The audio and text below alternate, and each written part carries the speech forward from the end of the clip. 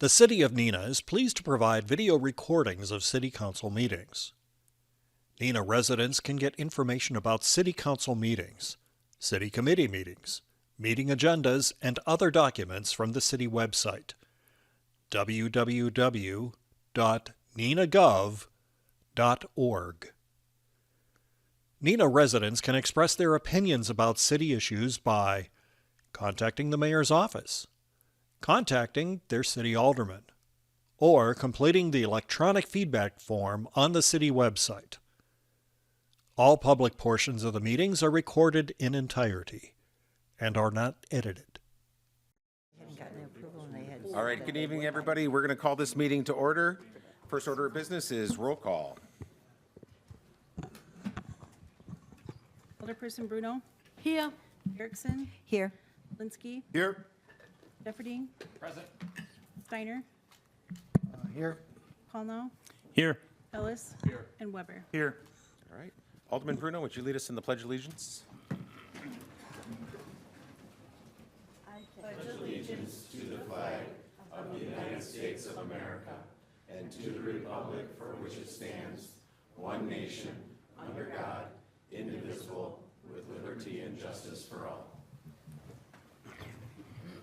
All right, first order of business is to do the presentations by Aldermanic District 2 candidates to council. Huge, ginormous shoes to fill.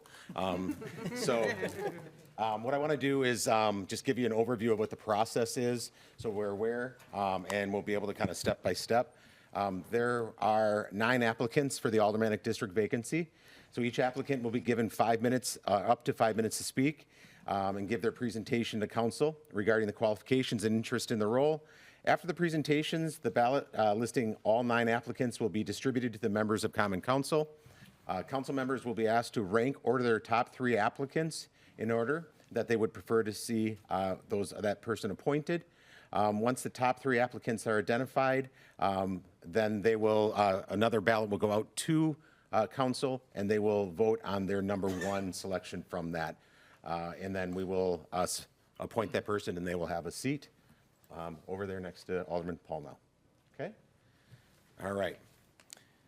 Here we go. We'll start alphabetically as we go. The first person up is Scott Becker. You have 5 minutes if you want to approach the podium. And good evening. Can you all hear me? Growing up in this community, I've always been moved by its unwavering commitment that it has for residents making their voices heard. And as a young child, I remember when a bunch of residents came before this very city council and said that we needed a playground at Riverside Park in the 60s. And that was what came of Rocket Park and the great slide there. And I also remember growing up, the valiant fight by my own Lakeview elementary school teacher to save our historic City Hall clock tower from the wrecking ball in 1975. This community basically, we believe in fighting for things, and we basically believe in also working together. And my roots in this community run deep. From graduating from Neenah High School in 1986 during this Blue Ribbon year, I learned early on what community means to us. This is when basically we're redoing our downtown. And there's such an excitement for that downtown. And we predate the Main Street program. We are a community that literally thinks hard about what we want to do, and then we're very successful at it. I was reminded this when I went to a Chicago Cubs game at Wrigley Field, and I said I was from Neenah, and they said, "Oh, I know Neenah." And they were here. Because of Menasha Corporation, because of Kimberly Clark, because of Neenah Paper, because of like the great soccer and athletics and the great high school we have, and the really great things that stand out. I have had a background after graduating from UW-Oshkosh that has been dedicated to public policy. And a majority of that time was spent as a legislative staffer of over 10 years as Representative Wickert's chief of staff, also working for people like Dan Kapanke, Ben Bransell, Mary Lazek, and also Speaker Scott Jensen. I was very happy to always think of my community in this area, because working for Representative Wickett from Appleton, he represented this Senate district.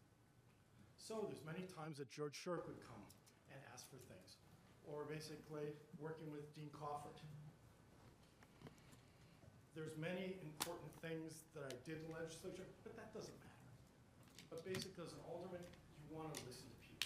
That's why I think it's great that we have some people from Freedom Acres here, and I've been working with them. And my ultimately unsuccessful mayoral campaign, I worked with a lot of residents. I remember when one person reached out to me about their mailbox and how that was being changed. And then I reached out to Fox 11, and then Fox 11 put it on their newscast. I've worked in this community with the Boys Brigade. I've been on the Yes Committee for the high school. I believe basically that this community needs to always thinking about growing, always thinking about being better. That's why if you're kind enough to select me as alderman, I would basically want to work supporting local businesses like Cranky Pat's to continue their growth. Work on strategic revitalization of South Commercial. Thinking with things like, maybe we can have just like pop-up libraries to basically get some people in that community that has issues with poverty, and issues that we've all talked about before, that literally where we can increase literacy and basically get people to see some of the great things that maybe they don't have the opportunity to because maybe their parents don't have a car, or maybe they don't have, or maybe both their parents are working. I believe in elevating Neenah's identity. That's why I will also work to basically strengthen partnerships. I have existing relationships with Create Wisconsin. I know the Secretary of Tourism. I've worked with her previously. So, because Neenah has one of the best, arguably the best, glass museum in the country. There's 5 other glass museums. If you go to our website, do you see that?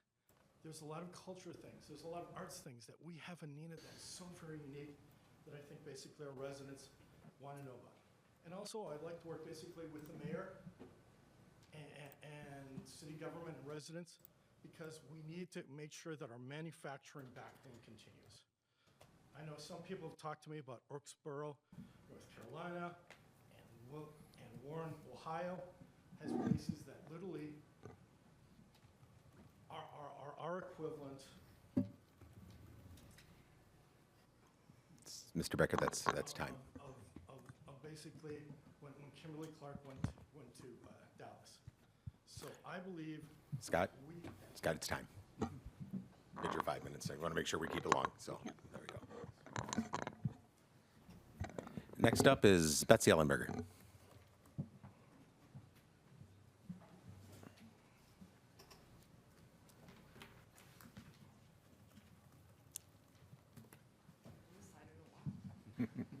Hi, my name is Betsy Ellenberger, and once again, I'd like to thank you guys for considering all this tonight. I know it's a lot. 9 candidates is quite a few. A little brief information about me that wasn't on the email, and what I bring. As of, let's see, June 1st, I have went part-time. I'm a Allegiant flight attendant, and I've just went part-time. Because of that, I decided I have time now, and this happened to open up, and I thought I would put my name in the ring and see how it goes. Because if I hadn't went part-time, I couldn't have done this. I don't know who all has flown on Allegiant, but if you've seen me, I think a few of you have been on my flight before. But it's a very erratic schedule, and I wouldn't have been able to do this. But now that I'm part-time, I have plenty of time. So let's see here. I am fully in understanding about the time commitment that this position would hold. And I know this is going to be, and congratulations on your position, Mayor Borchard. It's kind of nice to see you up there, but this is going to be your first budget this year. And it's always hard on the first one in your new role. I mean, not being on the city council, it's a little different. I've been through 14 budgets. I was estimating today, I was on the school board for 12 years, and I was on the county board for 2, and I've been 14 budgets. First one, as the new leader of the city, always the toughest. But after this, I promise it's a lot easier. But I'm ready for that. I understand the commitment. I understand when October comes around and we have to negotiate and see what we're going to pay for and hear everything. I understand what the time commitment is. I can understand that it goes to 1 o'clock in the morning, and I'm ready for it. Also, I don't know if this is a pro or con with me, but I don't have any intention on running in this spring for this position. I know that sounds kind of odd, but I've ran a lot of elections. I've done quite a few for my years in public service, and I'm applying today because I pretty much don't need. The learning curve is pretty much little or none for me to walk into this position, to understand how the committee system works, how you support and you get all your work done in the committee, and then you bring it to the full board. I'm fully aware of Robert's rules and how to follow them. Also, how this is a nonpartisan role where all politics need to be out, and then we need to work together to make the city even more viable than it is today, just grow on what it already is. And for the safety, for our community, and for everything. Let's see, I don't try to keep myself in here. I'm pretty much an agenda-free person walking into this position. I have no agenda. I just want to come in to help. And then I wanted to throw in a little fun fact. So about 4 years ago, I was kind of lost figuring out, what am I going to do with my life? And my husband said, why don't you volunteer? And I'm like, with what? Should I go to the animal shelter? What should I do? And he says, well, you really like Mahjong. And I'm like, okay. So I can teach Mahjong, which I used to be a substitute teacher. I think I've even subbed for your class once in Neenah and in Kimberly School District. And I thought, I could teach. I can do this. And I'm like, well, where am I going to do it? So I called and it has a story, I promise. I called the Neenah Library and I said, hey, would somebody be interested? And immediately I got Nicole. Nicole is the director now of the Neenah Library. Good choice. She's excellent at her position. And she said, I have always wanted to learn how to play Mahjong. How do we start this? What are we going to do? And I said, well, let's meet. We started it. 20 people showed up, had no idea what I was doing the first few times. And then after that, now we have this huge program at Neenah Library I am so proud of. We've taught over 100 people. So that's just one of the little things that I've done since being on the boards in the past, and it's just, I've enjoyed it thoroughly. So that's a little bit of something I've given to Neenah, and once again, thank you for your consideration. Thank you. Next up is Dennis Kittle.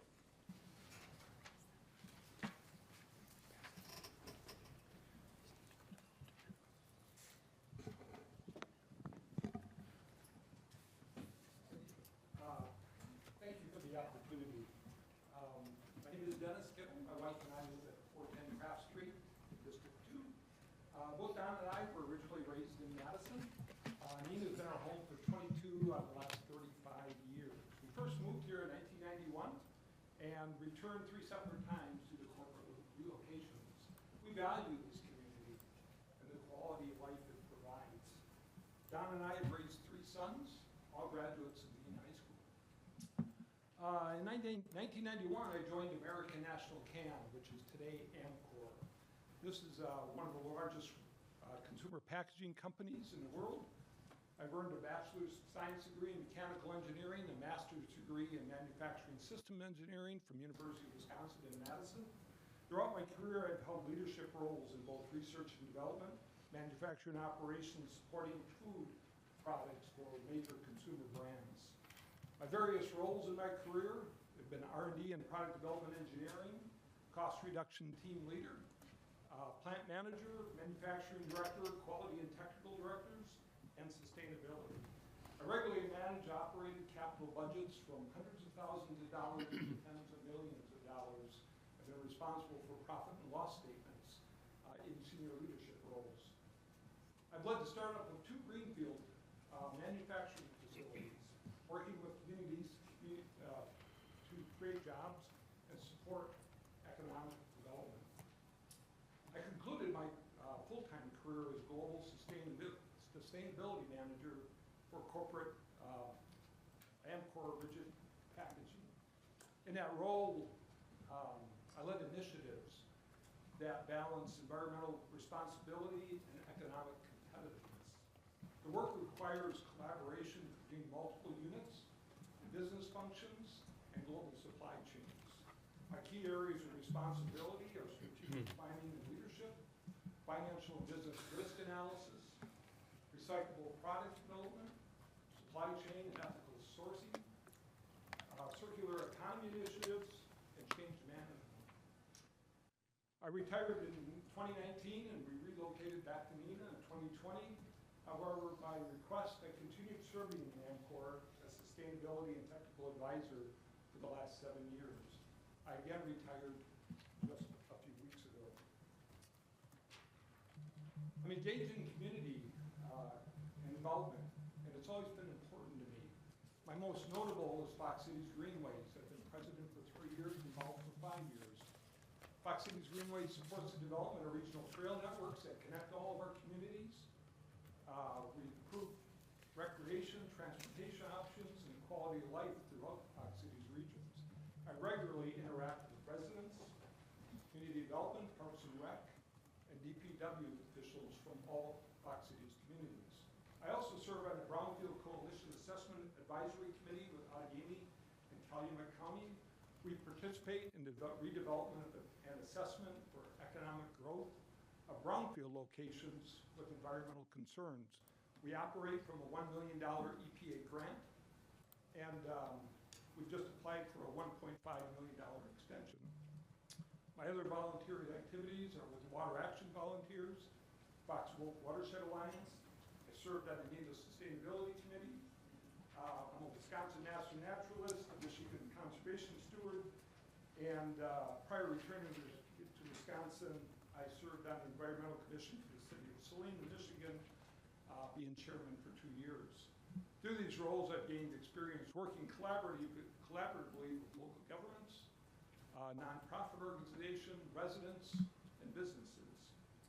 Why I want to serve? I'm interested in serving District 2 Alderman because I believe I can provide thoughtful, balanced, and responsible representation for our residents. I bring strong financial understanding, engineering-based problem solving, long-term strategic thinking, experience building consensus, and demonstrated commitment to community service. I believe we should listen carefully to our residents and understand their concerns. There's one quality I believe that differentiates me and my approach from others is responsiveness. I've always worked to be responsive, listen respectfully, communicate openly. I'd welcome the opportunity to bring that same approach to serving the residents of District 2. Thank you. Next up is Debbie Ludka.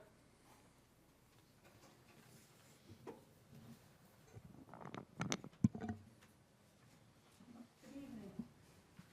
Thank you for the opportunity to speak with you tonight regarding the District 2 alderperson vacancy. Debbie, could you just move the microphone closer to your mouth? There you go. Thank you. The decision before you tonight is an important one, and I appreciate the chance to share my background, experience, and commitment to serving the residents of Neenah. Neenah has been home to my family for many years. My husband and I became homeowners here in 2023, drawn by the strong sense of community already experienced through our children and grandchildren who have long been residents. It is a community that values connection, growth, and quality of life, and makes Neenah a place worth investing in and serving. The opportunity to serve as District 2 alderperson comes from a strong belief that effective local government depends on engaged citizens, thoughtful leadership, and collaboration. Strong communities are built when residents, businesses, city employees, and elected officials work together towards shared goals.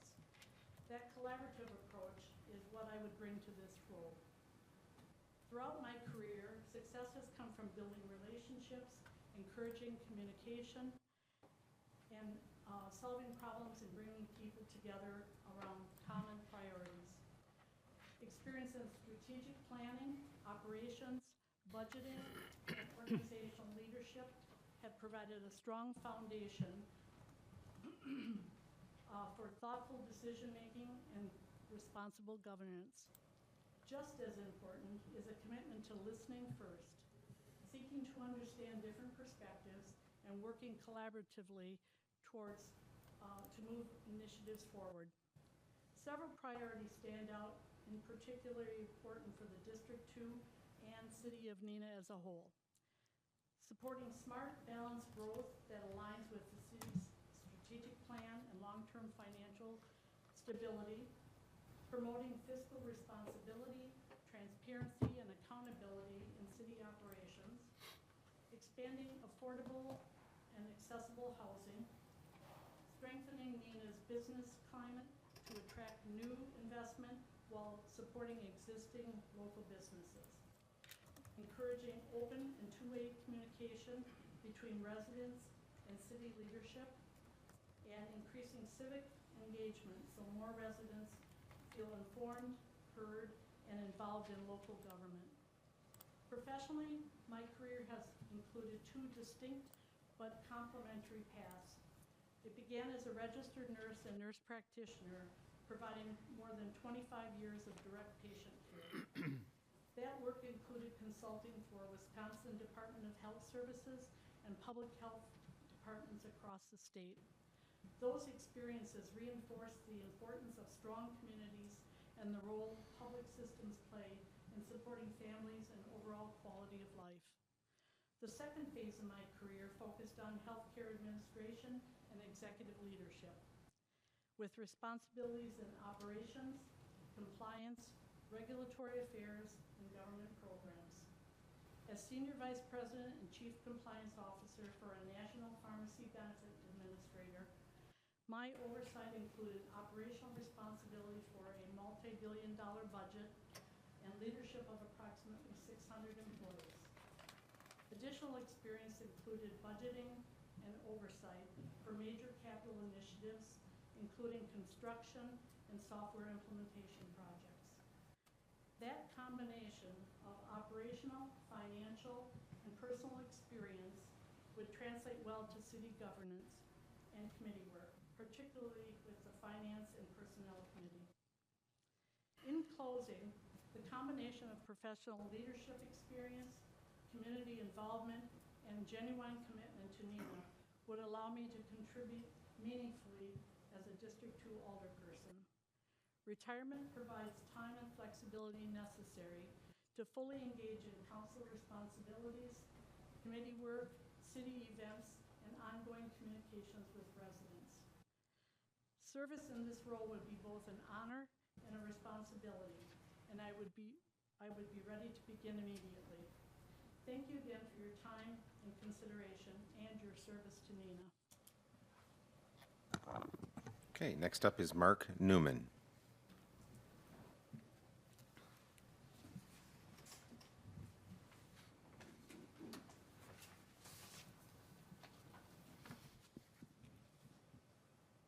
Good evening, Mayor Borchert, President Steiner, esteemed aldermen and women, Clerk Nagel, department heads, fellow citizens, and distinguished guests. I'm seeking this appointment because I care deeply about Neenah's future, and having moved here in 1965, I believe I can contribute thoughtful, practical, and collaborative leadership to our community. I grew up here, was a graduate in 1975, along with former Mayor Crawford, and watched Neenah grow up around me. My wife and I will celebrate 44 years of marriage this fall. We raised our family here, and I'm proud to say that my son and daughter are raising their families in neighboring communities. However, Neenah is our home, and I brought 4 of our park testers with us here today. I'm delightfully retired now, but I've had the benefit of a rich and varied career. I started working with the president of the Milwaukee Brewers in his leasing company after receiving my degree at the University of Wisconsin in Madison. I then came home to work with friends John and Richard Bergstrom, then Thrivent Financial, then AAL, and then finally another Neenah stalwart, Alta Resources. My career has revolved around corporate finance, leasing, asset retention, with healthy doses of sales and accounting thrown in. I understand budgets, problem solving, and consensus building. In the beard, I am the Santa in residence at the North Pole Experience in Green Bay. Yeah, typecasting, I get it. I am an officer and an elder and currently serving as the secretary of a quiet but growing Lutheran church in Neenah's southwest side. Over the many years, I've served on many of its councils, held every position, and some of them several. I also sit on Fox Valley Lutheran's board, so I know something about budgets. I am privileged and honored to assist our city clerk with spring and fall elections, both here at City Hall with in-person early voting, as well as a co-chief inspector at the Peace Lutheran polling location. And so far, we haven't screwed up. She still invites me back. I am both a literal and figurative friend of Neenah's amazing library. I assist with several programs, and I help lead a monthly film analysis and discussion group, which is truthfully unrivaled in the Valley. And I volunteer monthly at a small church-based food pantry. So why me and why now? It is time for this forever fan to give back. For too long, I have plucked the fruits of our farmers market, attended Shattuck Park concert, street danced, believe it or not, attended Riverside Players productions, looped too many loops to count, and launched the Santa career at Neenah's Very Merry Christmas, where we were the worst mannequins ever. But we still won an award. There is no shame in being a consumer of what Neenah has to offer, but it is truly time to give back. I should have started this 20 or 30 years ago, but I had to pause to care for a Down syndrome brother for about 20 years, and he now rests with my parents at Oak Hill Cemetery, another Neenah gem. Since our spring election, you've seen me lurking at many meetings, boards, and commissions. I think it's over 20 by my last count. I've learned that it takes a lot of work to run a city. It is well tended by caring, engaged, and selfless servants, and I mean to support that.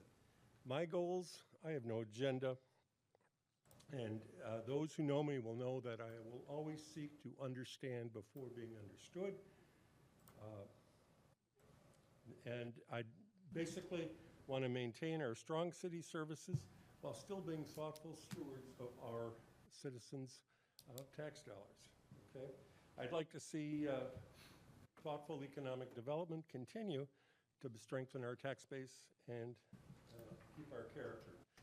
Briefly to our hopefully future associates, my promise is to you.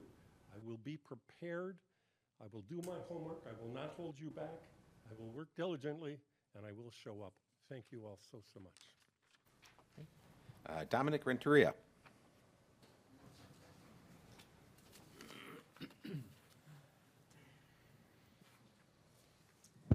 Hello, it's a pleasure to be here with all of you this evening. In preparation for this evening, I know I only have 5 minutes, and the first thing I did is I put myself in the shoes of all of you. And I thought to myself, geez, 5 minutes to qualify a person to sit alongside me, craft policy, shape the future of the community. It's a pretty daunting task. So although I'm going to verbally tell you who I am, I've prepared some packets that I'd like to give to the council here. Don't worry, it's nothing to read, it's just pictures. I'm a visual learner, so although you're going to hear from all of us,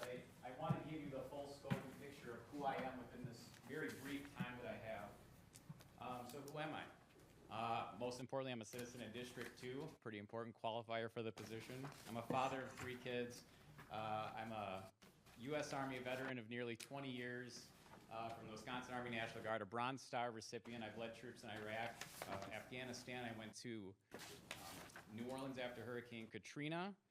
I got my college degree down the road at Oshkosh. I have a bachelor's in finance. I got my MBA in human resource management, which led me to work in banking for several years, where I gained a ton of budgetary and financial experience. I now work at Kimberly-Clark, which we spent about the past decade plus in human resources. I'm a pretty strong people person, so I naturally gravitated from the numbers over to the people. And I've been doing that very successfully for a while. And when I'm not doing that, as you'll see in the packets, I love coaching my kids' soccer and football teams and volunteering in the community. I was the junior vice commander at the Appleton VFW for several years. I've also held previous elected positions. I was the District 3 representative for Outagamie County, and I served on the Public Safety Committee, and wonderful experience working with Jeff Nguyen, the chair there, Tom Nelson, the county executive. We had a lot of success, particularly with the 2020 census, gaining participation. The single proudest achievement, though, was bringing a behavioral health officer to the community, something we modeled off of the Appleton Police Department. So a lot of experience and value that I can bring to the council, but more importantly, why am I here? I moved to Neenah 5 years ago, and I'm getting a little choked up thinking about it, but it was a tough time in my life, and when I got here, I reached out to my alderman, who was Brian. And I was curious about jumping into politics right away, and I wanted to gain some information. And he got back to me within like 24 hours. He could not have been kinder, more eloquent. And I thought to myself, I don't think they need me on the council. It seems like they really have this under control. And the city is very well run. So I stayed out of politics for the past 5 years. Brian then ran, obviously, for mayor. And I sent him an email and just saying, hey, you might not remember me, but I had this really wonderful experience. You'll be a great mayor. And he won. And I instantly realized we're going to have an opening. So I went and looked at the committees Brian was on, and I saw Finance and Personnel Committee.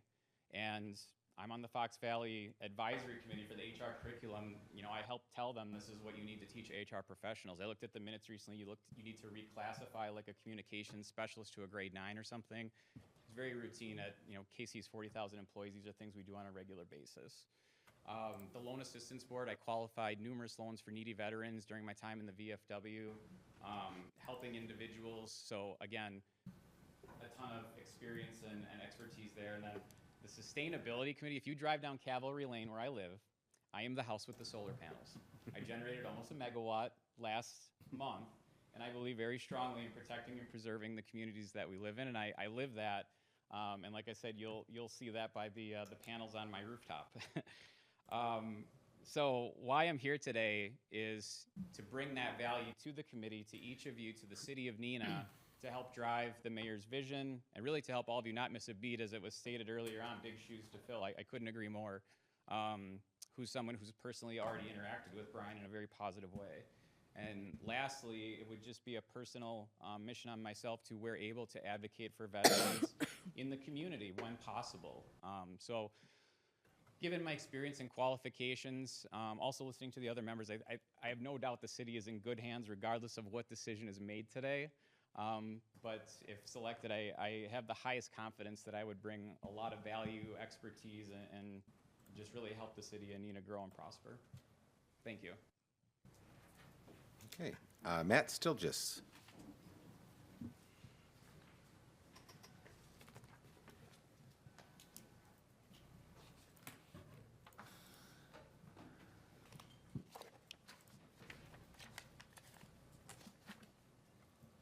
Good evening. My name is Matt Stilgis. A lot of you on the board may not be familiar with me, but you might be familiar with my house. We'll circle back to that later.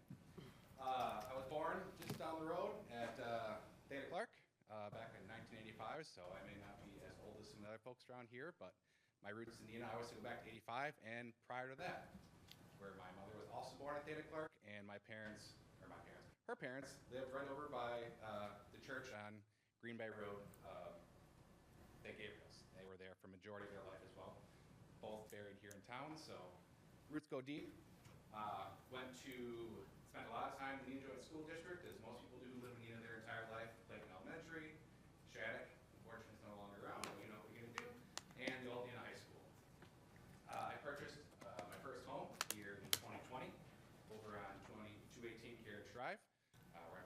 since. And it's been a great place to live, and looking forward to seeing what I can do to help decide some of the creative outlets that I do for this town. More to come later.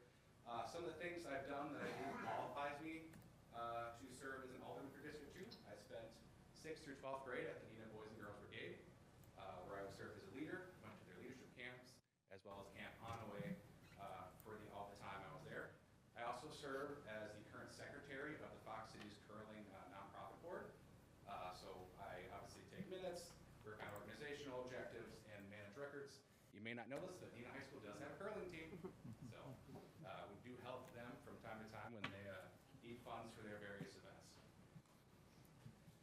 While I was in college, UW Green Bay, where I graduated in 2007, I worked as a member of the Good Times Programming Board in student government, where I helped bring national acts perform for the students at UW Green Bay, as well as the Segregated Fee Oversight Committee, or SUFAC, some of you may be familiar with, where we helped manage the budget of all these seg fees that were raised by the students. So we helped distribute funds and budgets for all the different boards and community groups at UW Green Bay to make sure that they had funds to put on their events that they so chose. Also, in my work experience, you may be familiar with some of the places where I worked: Associated Bank, Alta Resources, sorry, and as well as Secure Insurance. I currently work at an organization out of town, but in my time working in those organizations in my IT capacity, I would find myself interfacing with a lot of different groups of people, being able to facilitate their jobs, because my role is to make sure everyone else can do their jobs. And so I spend a lot of time working and trying to understand people's problems, needs, wants, and making sure they can be effectively put into place securely and effectively so folks can do their jobs. Circling back to my house comment earlier, some of you may be familiar over on 218 Carriage Drive where I live. Around Halloween and Christmas, there's a really big music light show. A lot of people come by, sit in front of my house, and enjoy the show. I know a lot of people, especially on Halloween, their kids come and dance in my driveway, and they say some of their favorite parts of Halloween. My project has raised over $1,000 for charity so far. That was a new milestone that I hit last year. So part of the reason why I also wanted to become an alderman is just that instead of having just a creative outlet for the city, I'd like to be able to bring some of my experience to the board itself. Additional reasons why I want to be an alderman: I want to bring balance and independent voice to the council that represents District 2. I want to make sure I champion sustainable growth, responsible development, and that enhances the vitality of the city while maintaining the character of the residential areas, especially in District 2. My approach to governance is mainly wrapped around collaboration, decisiveness, and accessibility, because those three main aspects will really help serve the constituents of District 2 as well as the city overall to achieve our goals. And then finally, I am ready to serve today. Obviously, that's a requirement of being a member of this board. I know they'll be seated immediately. I do have a goal of 100% attendance to all sessions, and will always be reachable by local residents. Since I do work from home, they can come knock on my door anytime they want, especially because I publish my address on the internet to come see my show. And that's all I have. Thank you. Robert Wagner. Is it Robert Wagner? Robert Wagner. Okay. No Robert here. Okay. Please cross Robert off. Last one is Jonathan Williams.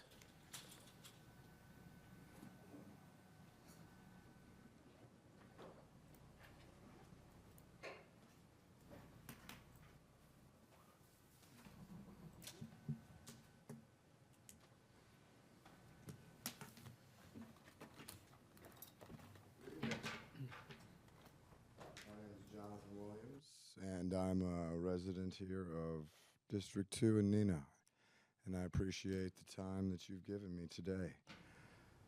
Lived here in Neenah about a year and a half, almost 2 years, and it's been quite an experience, I'm in healthcare by trade. Worked at the Veterans Home in King, Wisconsin for about 7 years.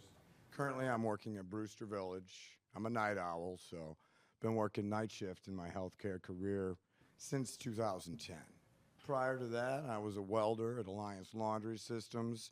Before the economy turned, if anyone's old enough to remember, 2008, we took a little bit of a dip, and it was a time for me to reevaluate my career options. And healthcare and public service worked well.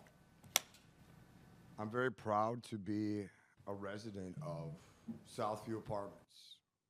I'm not sure if there's ever been an alder person that lived in Southview Apartments in the 2nd District. And I can tell you, looking around here today in this beautiful, well-appointed City Hall, it's very comfortable. I don't see what seems to be an inadequate representation of my neighbors that I see every day in my apartment complex. And I would like to be a voice for people in Neenah that may not have a voice. Not just the ones that will vote in this election for the mayor, for representative, for president or senator, but people that still pay taxes, still work their butts off, day in, day out, making this city great. The ones that are unseen, the ones that clean at night, the ones that are just a CNA, low-level totem pole kind of people. You know, I hate to say it, but I didn't get a college degree, but I proudly did do a good semester at the University of Wisconsin-Oshkosh, welding certification at Moraine Park Technical College in Fond du Lac, and some wonderful courses at the Fox Valley Technical College in Appleton campus and Oshkosh campus. I think I can bring a voice to Neenah, to this council that you perchance have never heard before. I have a vehicle that, believe it or not, is a custom paint job and custom body work 2011 Honda Fit named BB, which is my pride and joy. I mean, it looks like it just came out of Compton or South Central underprivileged area. But it's a work of art, a complete embarrassment to my mother, as is me being here today. She could not be more ashamed that I want to get into politics, even such an esteemed body as Neenah City Council. Neenah's great, and it shows from all the effort, all the people put into, everybody that works in City Hall. Even the guy I was talking to outside the other day holding up a rake. You know? It's everybody that makes Neenah great. And I know I'm working out of Game County, so I don't contribute to Winnebago County and Neenah, but with my experience in healthcare and my public service working for the state of Wisconsin and now out of Game County, I think I can bring a little bit of flavor, a little bit of color, a little bit of something different to the council. And I know I got a minute left, but I tend to yak too much, and I'll yield my time. Thank you for your time. Okay, just one last call. No Robert Wagner in the office in there. Okay, so at this point we'll have 8 candidates. So at this point, I'll reiterate the accountants will ask to rank order their top 3 applicants in order they would prefer to see them appointed. And once those are done, return your ballots to Clerk Nagel. While we're waiting for those, I just want to thank everyone that came out. Putting yourself out into the public to take a chance at something like that, it's one that doesn't go by and unnoticed. I think everyone up here that is currently on council, had to put themselves out there. So I appreciate that, and I hope we, if you're not appointed tonight, if there's opportunities or other things that you are looking for to get involved with, please stop in to see me, and we can find opportunities that might match up your skill set or what you might be interested in doing. So.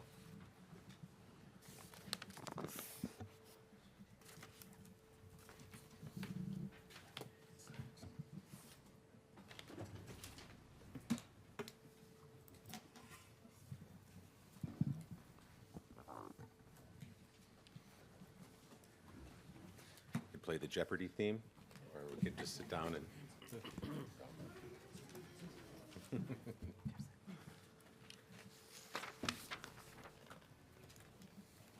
don't have it.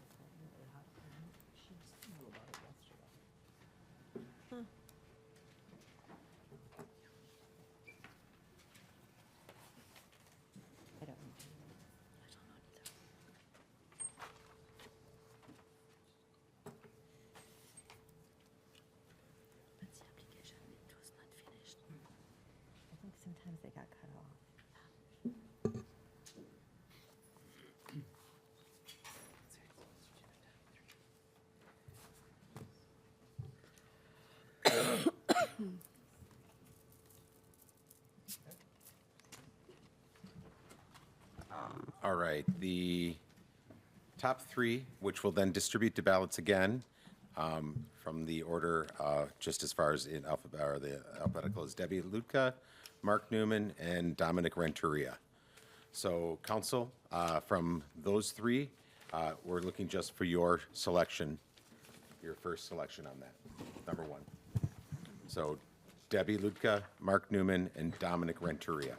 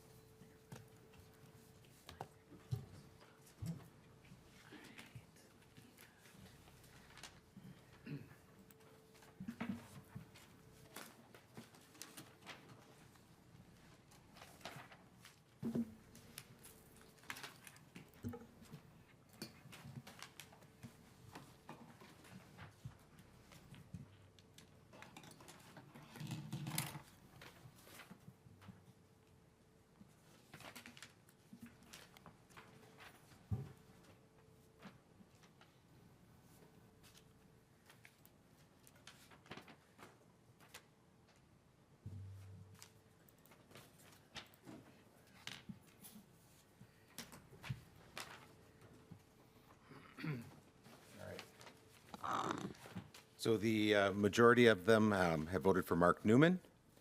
So at this point, I would entertain a motion to seat Mark Newman. Oh, yes, congratulations.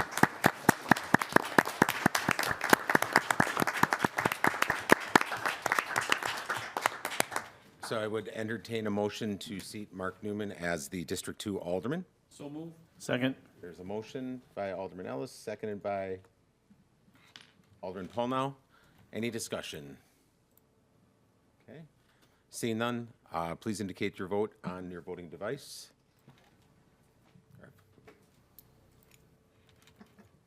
Okay, that is unanimous. Congratulations, Mark. Now you get to get sworn in. Get to work. So.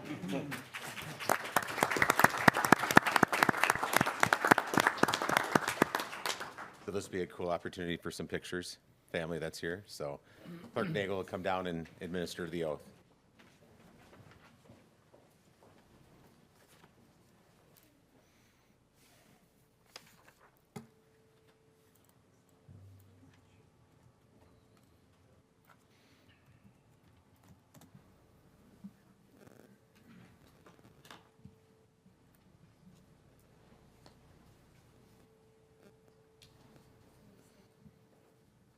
Right hand and repeat after me, please. I, Mark Newman, I, Mark Newman, having been appointed alderperson, District 2, in the city of Neenah, in the city of Neenah, Winnebago County, Winnebago County, do solemnly swear do solemnly swear that I will support I will support the Constitution the Constitution of the United States of the United States and the Constitution and the Constitution of the state of Wisconsin, of the state of Wisconsin, and will faithfully discharge the duties of Alderman Alderman to the best of my ability. to the best of my ability. So help me God. So help me God. Congratulations. Thank you.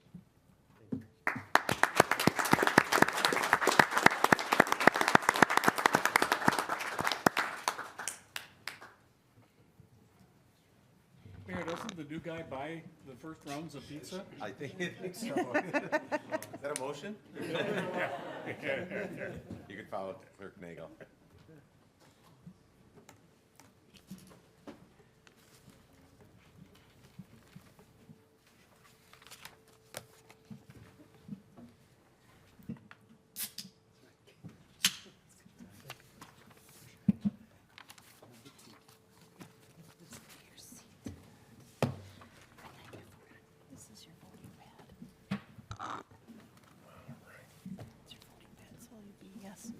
abstain or request to speak.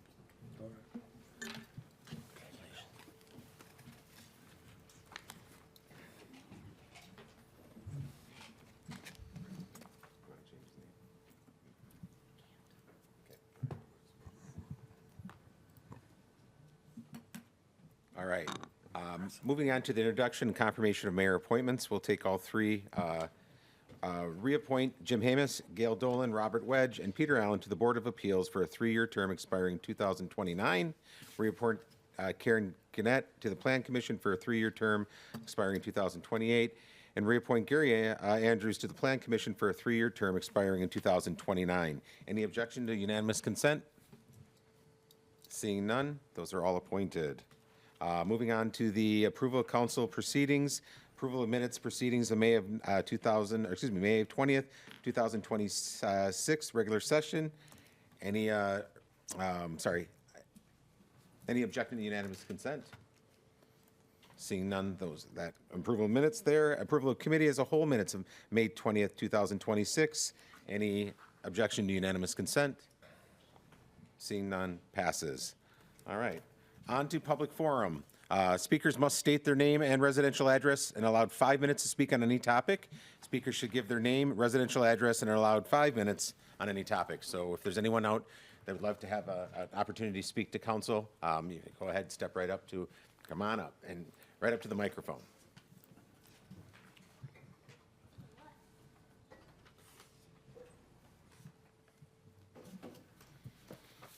My name is Lynn Peterman, 1350 Green Acres Lane, and I met you guys 2 weeks ago, and I wrote a whole book on why your e-bike ban is, I won't say, but, okay, I did narrow it down.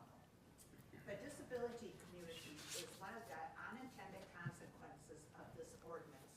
You mentioned you were working on this ordinance since last year.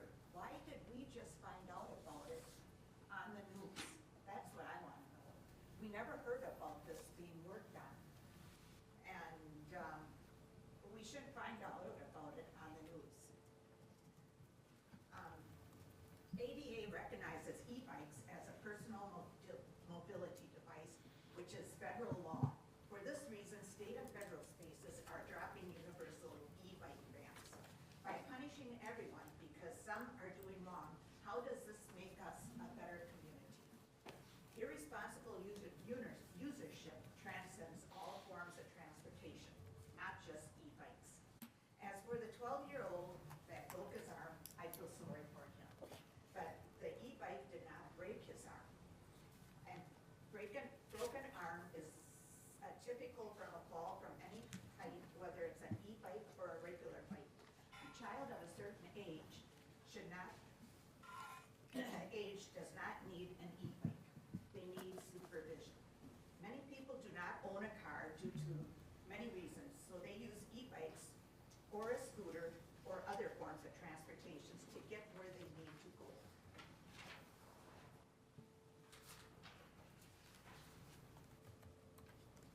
Banning e-bikes to stop reckless riders isn't legally senior discrimination, but it is age unfriendly. These policies disproportionately harm old adults and those with health conditions who rely on e-bikes for safe exercise, mobility, and transportation. Cities generally favor targeted enforcement over blanket bans. Boomers are the largest purchaser of these bikes for this reason. E-bikes are not cheating for us seniors, it is necessary. There's a difference between I can't and I don't want to be banning all e-bikes. It is saying I don't want to. Walking an e-bike without struggling to do so for many of us is an impossibility. If I was in good health, I would be riding a regular bike. Trying to maneuver on a crowded sidewalk is impossible. Just walking alone with a bike. Appleton is doing a very good job with e-bike community. I would like this action to be taken back to the committee and staff for further discussion and to involve the stakeholders and the people your policy is affecting. Thank you very much. Any further input on speakers? Mayor, have him pull the microphone back down. Okay. If you could move the microphone closer to you, it's kind of tripping over itself there. There you go. Thank you. My name is Mark Stano. I live at 1257 Nature Trail Drive. And I like this woman who just spoke. I just learned about the e-bike ordinance, or e-bike and scooter ordinance, and I had a very brief conversation with our chief of police right before the meeting started. I wish I would have had another half an hour to do that. I just have concerns that we are going to follow Menasha and Fox Crossing, whoever wrote it first. Apparently sounds like it was Menasha, because the technology for these bikes is changing every day, and the rates of injury, especially among children, is skyrocketing. And I just think there's so much that's misunderstood or not known, not understood by people who make decisions about laws and ordinances. I don't know how many of you have ever ridden an e-bike or have tried all three types of an e-bike, but I think that would be a really good step before you decide to adopt this particular ordinance without some modifications. I'm just going to start with the safety part of it. I wish I had 20 minutes, but okay, so 40% of all e-bike injuries are minors. It's disproportionate to the amount of people who are actually using them. Let's see. I suppose it would help if I used my notes.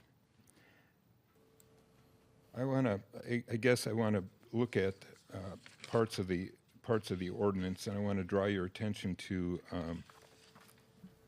4 sections: C, D, E, and H, and then J. So we're setting up an age limit.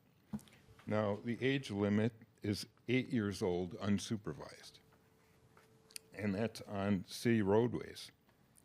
And people 6 or 7 years old can do that if there's an adult riding on a separate e-bike with them.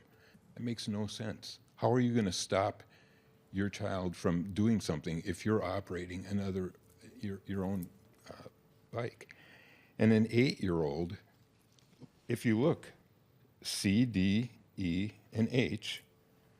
C is about state laws, that every person using an e-scooter or e-bike upon a public roadway shall be subject to the provisions, et cetera, et cetera.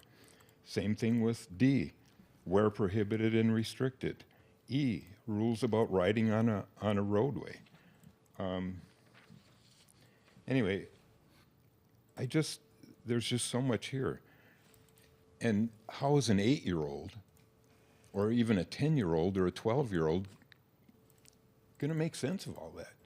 Who's actually requiring them to know what the state laws are regarding e-bike usage? Or, I mean, if we look at even the helmet law or the helmet ordinance requiring 16-year-olds to wear them, again, it's minors that have a disproportionate amount of injuries compared to all the people who ride e-bikes. Most of them are seniors. And I fought it. My wife got hers in 2021. I made it till 2024. You know, my knees started bothering me. And the amazing thing that happened, instead of riding 5 to 7 miles every time we go biking, it's now anywhere from 15 to 22 miles. Getting a lot more exercise. It's a really good thing. But it's not a good thing if you've got kids that don't know what they're doing out there operating a motor vehicle.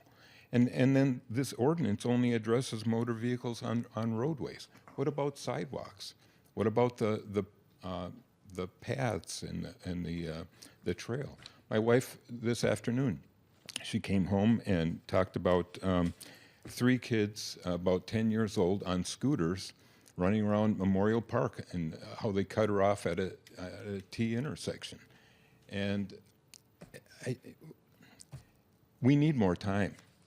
I don't think you should pass this today. And I hope that I have an opportunity to speak with some of you personally because I'm out of time. But thank you very much for listening. Okay. Any further? Come on, Chip. Oh, think. Hi, Sarah Moss, 615 Hanson Street. I just wanted to come and say thank you for hearing the, I don't want to say complaints, but the input that I brought up last time.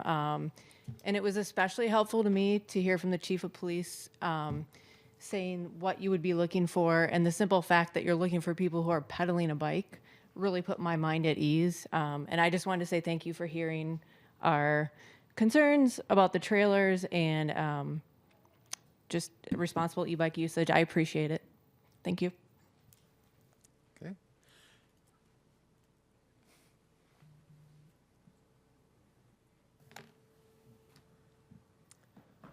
My name is Clint Harness. I live at 718 Stevens Street.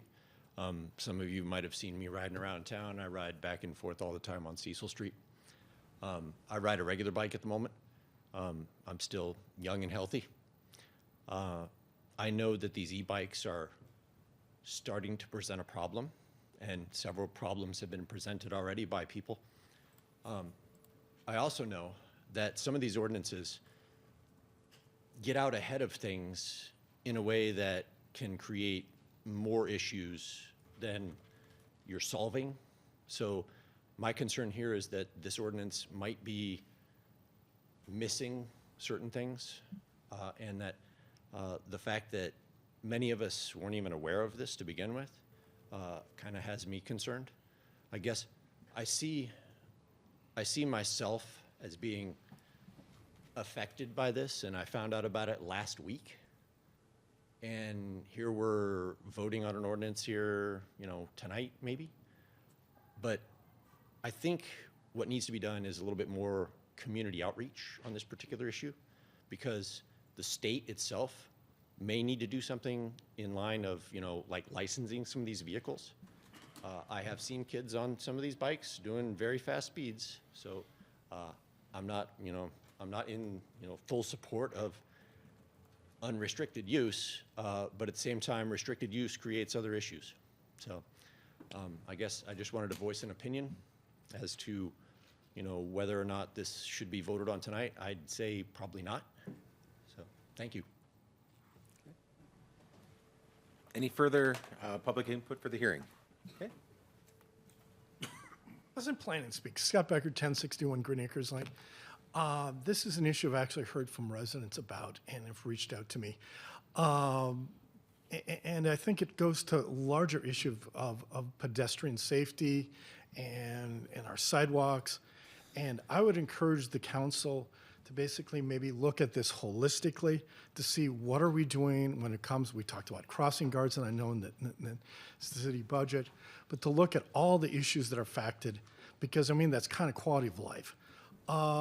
As it relates to e-bikes, I think basically a lot of residents aren't finding out about it, so I think the city basically should do more outreach and more communications. And I know the mayor now is going to hire a new communications director, so I'm sure basically there'll be an opportunity for that. Thank you. Okay. Sure.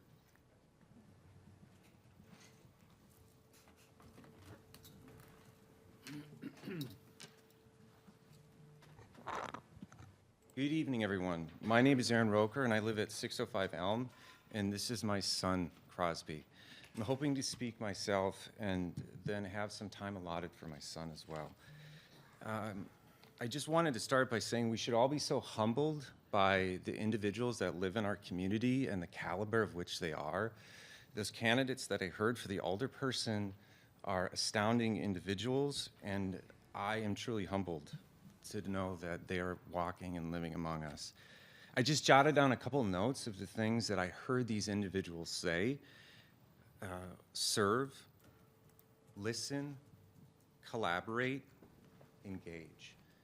I trust and know that all of you will do those things this evening in relation to this e-bike ordinance. I'd first like to say thank you for the amendments that were made. They seem to be thoughtful, and they seem to be in collaboration and listening to the individuals that spoke only a few weeks ago. With that said, I would like to ask the commission to please send this back to the committee and staff to engage stakeholders further. I am very much concerned that this is going to lead to more bicycle and e-bikes being banned across our city. I'd like to ask a question, if I may. You can ask it, we'll respond to it after and during a session, so you can Okay, ask it, and if someone's taking notes, they will. I understand that. In relation to the banning of e-bikes, there is a section that lists out the downtown. It's very difficult to understand if this is banning e-bikes from all of downtown, streets and sidewalks included, or just the sidewalks. Do we know the answer to that question? I'm sure we do, but like I said, in an ordinance, that we'll get an answer for you during our responses to the whole. Okay. That being said, that would have led me to go one direction or the other with this. To that point, the ordinance is confusing, and it's difficult to understand, which I would then imagine would be difficult to enforce, obey, so on and so forth. Further to that point, this ordinance is loosely, if not questionably legal in some certain circumstances. A bicycle and an e-bike are vehicles, and with that, they are granted the same rights as a vehicle. So banning them, if we are banning them from our streets and downtown, is prohibited by state statute. So I would ask that question if that has been looked into. I understand, and I appreciate Chief Olson chatting to us only a few weeks ago. The only thing that I'm curious to know, or that I'm really more concerned about, is the e-motos. And if we know that's the problem, why aren't we enforcing it if we understand that we can already do that? Again, I'd like to thank everybody for your work. Please know that I do not believe that this work is done. I hope that you do send this back and that more stakeholders can be involved in engaging with this, so something truly useful and safe for our community can be put forth. Crosby, can I ask you a question? How did we get here tonight? A bike. What bike was it? Was it Mommy's e-bike? Yes. Do you like riding on Mommy's e-bike? Yes. Where do we go on Mommy's e-bike? The deli. Were you going to say Dairy Queen? In school? Yeah. How old are you, Crosby? 6. Do you feel safe on Mommy's e-bike? Yes. Do you want to go to a lot of places in Neenah on Mommy's e-bike? Yes. Me too. Thank you.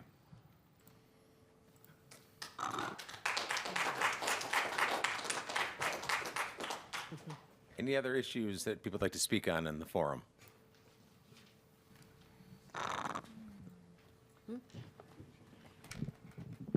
Hello again, Dennis Kittle, 410 Craft Street.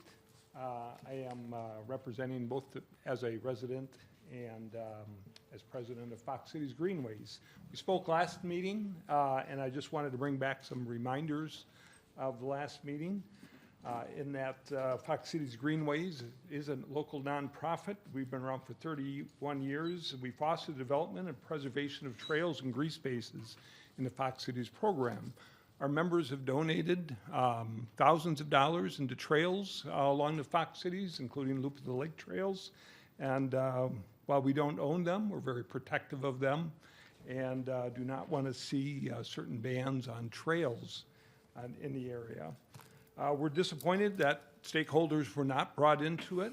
And if you're aware that Menasha did send their ordinance back to staff, and they are engaging Fox Cities Greenways and other stakeholders over the next 2 weeks to give input into it and get the opportunity to look for improvements in the ordinance.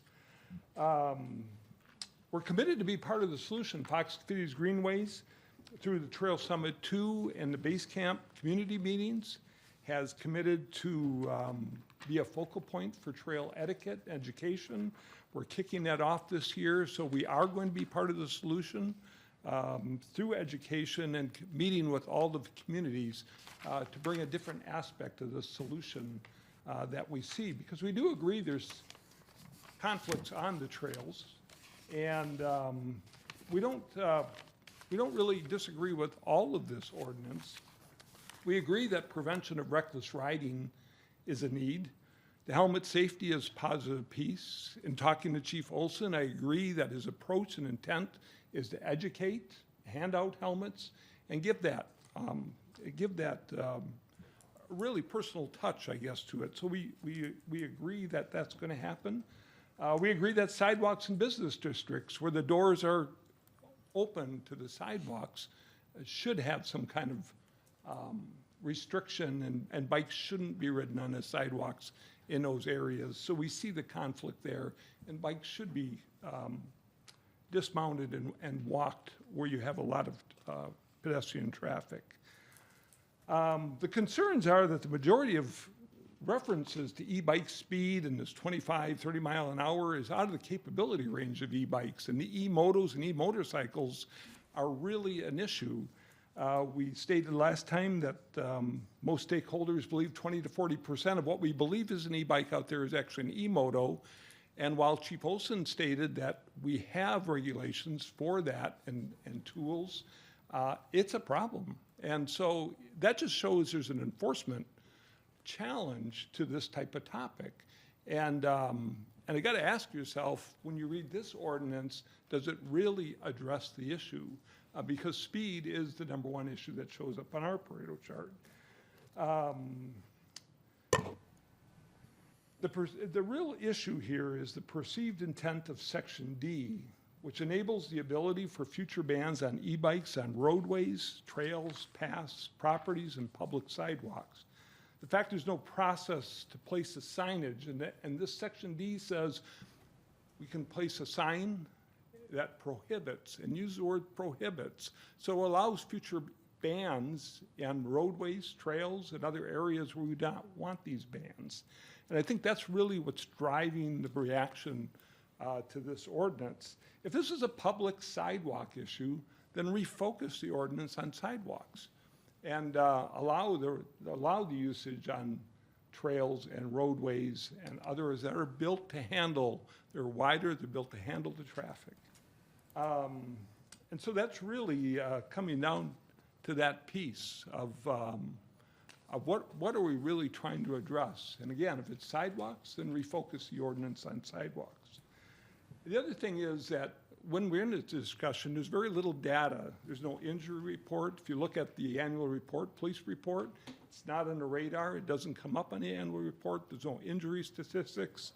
There's no complaint metrics. So what's our real measure for success in the future? And the urgency to get this done, if it's not on the radar, I think we have time to readdress this. So our recommendation is send it back to committee, get stakeholders involved, and really get something that's enforceable and effective for the community, and allow responsible e-bike riders to ride. Thank you.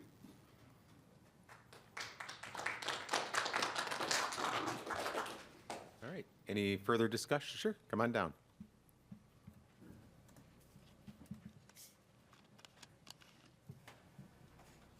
Hi, I'm Dale Biederman. I live at 1350 Green Acres. Mine will be real short, but you have to separate the class 1, 2, and 3 e-bikes from the e-motos.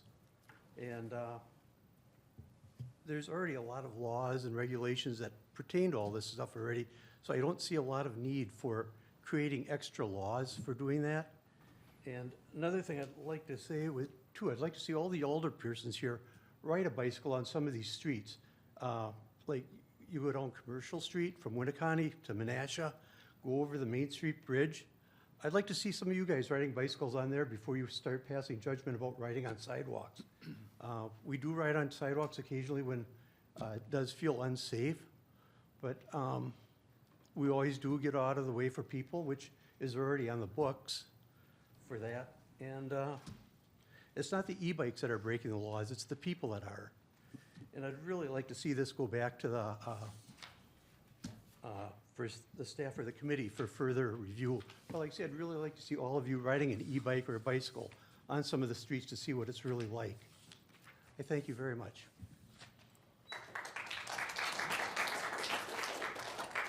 All right, any further issues or items for? Sure, come on down.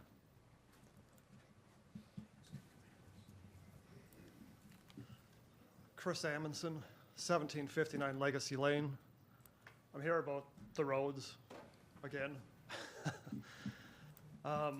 Road conditions have not improved since the city's taken over the maintenance. The roads haven't been cleaned. It's kind of a mess. I would invite any of the council members to drive through my neighborhood at 25 miles an hour, look in your rearview mirror, because that's what me and my kids and all my neighbors live with all day, every day. So I guess, I sent an email or two asking about the maintenance issue. I didn't get any response on the cleaning, or I also suggested that maybe a temporary 10-mile-an-hour speed limit on the dirt roads for dust control. I don't expect it to be enforced. I don't think, we don't need a cop sitting there all day long, but I think it might help. Be something you could do pretty quick and be inexpensive. Yeah, just looking for some kind of results. So that's it.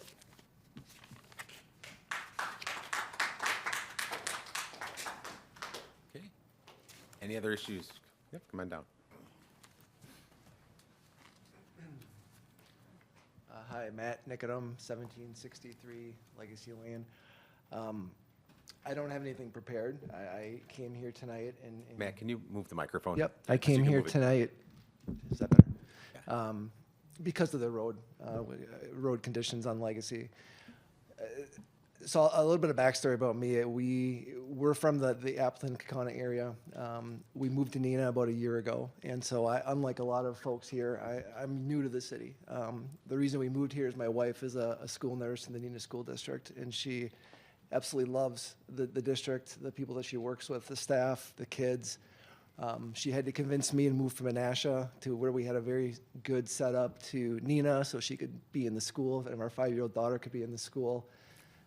So we identified Lakeview as the school we wanted her to be in, so we moved over off of Legacy Lane. The dust in the road issues, I work from home. I'm there all day, every day. It's atrocious. It's a health issue. I can't wait outside with my daughter in the morning for the bus to come. We get pelted with dust from construction vehicles. We get pelted with dust from cars that are going 15, 20 miles an hour, and I realize that's not technically speeding. To the previous individual's comment, it's way too fast for the conditions. I have to put my dog in the car and go across the Highway G just to take my dog for a walk in the morning because I can't stand getting pelted with dust. I would just ask, I know there's a potential vote coming up tonight for permanent roads in 2028. Certainly hope the council takes it seriously and votes to add that to the capital budget. But I would also say in the interim, 2 more years is a long time to wait. I joke around with my wife. She thinks I'm joking, but I'm really not, that if it waits till 2032, we'll put our house on the market. We've been here for a year. I'm willing and prepared to take a loss financially to get out of the situation that we're in right now. Don't want to do that, again, because we moved here specifically for my child and for my wife because they love the district, they love the city that we live in. But even if the roads are added to the capital budget in 2028, temporary measurements have to be put in place, whether it's speed bumps, no dust signs, 10-mile-an-hour signs, something. it's just, we can't be in our front yard. And that's a horrible thing to say. I never thought coming from Menasha, I would be disappointed living in Neenah, and that's the way I'm in right now. So thank you. Any further input on the open forum? Bryce Dukes, 1364 Harvest Moon Drive. I actually live in the town of Neenah. So I came here on my scooter, and just kind of like everybody else, heard it on the news, probably read an article a few weeks ago now, and then last Friday, the Neenah paper put it on their front page, so pretty hard to miss. I'm like, oh, I should probably come and say something, because I'm a stakeholder in this, obviously. So yeah, I just bought my scooter probably a couple months ago. It's been great having it, because I love the city of Neenah, getting downtown, going to work, especially now that gas prices are so high. But yeah, reading through the ordinance, it makes literally no sense. So I would ask you to send it back to council, and actually put some common sense into something like this. I'll just kind of give you an example. So like I live in town of Neenah, so I'll come down Winneconne, go to Walmart, and then maybe I'll go to Aldi or Pick and Save or something like that. There's adequate sidewalks on either side to get there, but with the way this is written, I would essentially have to take Winneconne and get on that road to go through that section, or totally reroute and just completely go out of my way. So I guess if anybody's ever ridden a bike through there or anything else, it seems like a lot more of a dangerous situation to be on that road than to be on the sidewalk, you know, where you probably should be at that point, because it gets pretty busy in that area. And then in terms of what I was reading in the paper with the police chief saying, well, let's just pass this and then make tweaks to it later. What? I mean, is that how government works? I mean, we're just passing laws now without stakeholder input. It seems like a pretty sneaky thing to do. To everybody else's point, nobody was brought into this. Somebody else mentioned, like, the research that's been done to date. Like, where is Neenah at in terms of, like, pedestrians getting hit? Are we just getting some, like, complaints of people going too fast by them on sidewalks or trails? Yeah, that's not something you want to do, right? You want to be a responsible e-bike or scooter user, and you don't want to fly by somebody, you know, doing 20 miles an hour and they're walking. It's like, you know. So I think most of it comes down to, like, common sense, you know, in terms of the usage. And if a lot of the issues are stemming from irresponsible users, you know, younger kids and things like that, you know, that's something else you have to look at too, because that's a whole different issue. So yeah, I would say definitely send it back. There needs to be more stakeholder input. The way it's written now, it is pretty complex. Basically how it's written now, I understand it, is like you can't ride on any sidewalks. Like, what? That's kind of laughable. So again, to the enforcement piece, he said something along the lines of like, oh, we're gonna only enforce this ordinance with people that are egregiously, you know, disobeying the law. So you're gonna be selective about that? Like, what, like, it doesn't have any sense into how this is written. So yeah, I'm going to keep it pretty brief on that. I don't think I need to go into anything else given what everybody else has said. But yeah, I think this community certainly deserves another look at it. Because yeah, we do love to ride our e-bikes and our scooters, and I think if you're doing it in a responsible way, you shouldn't have to worry about something like this. And that's as simple as it is. So thank you for hearing me out, and yeah, hopefully we can get something revised.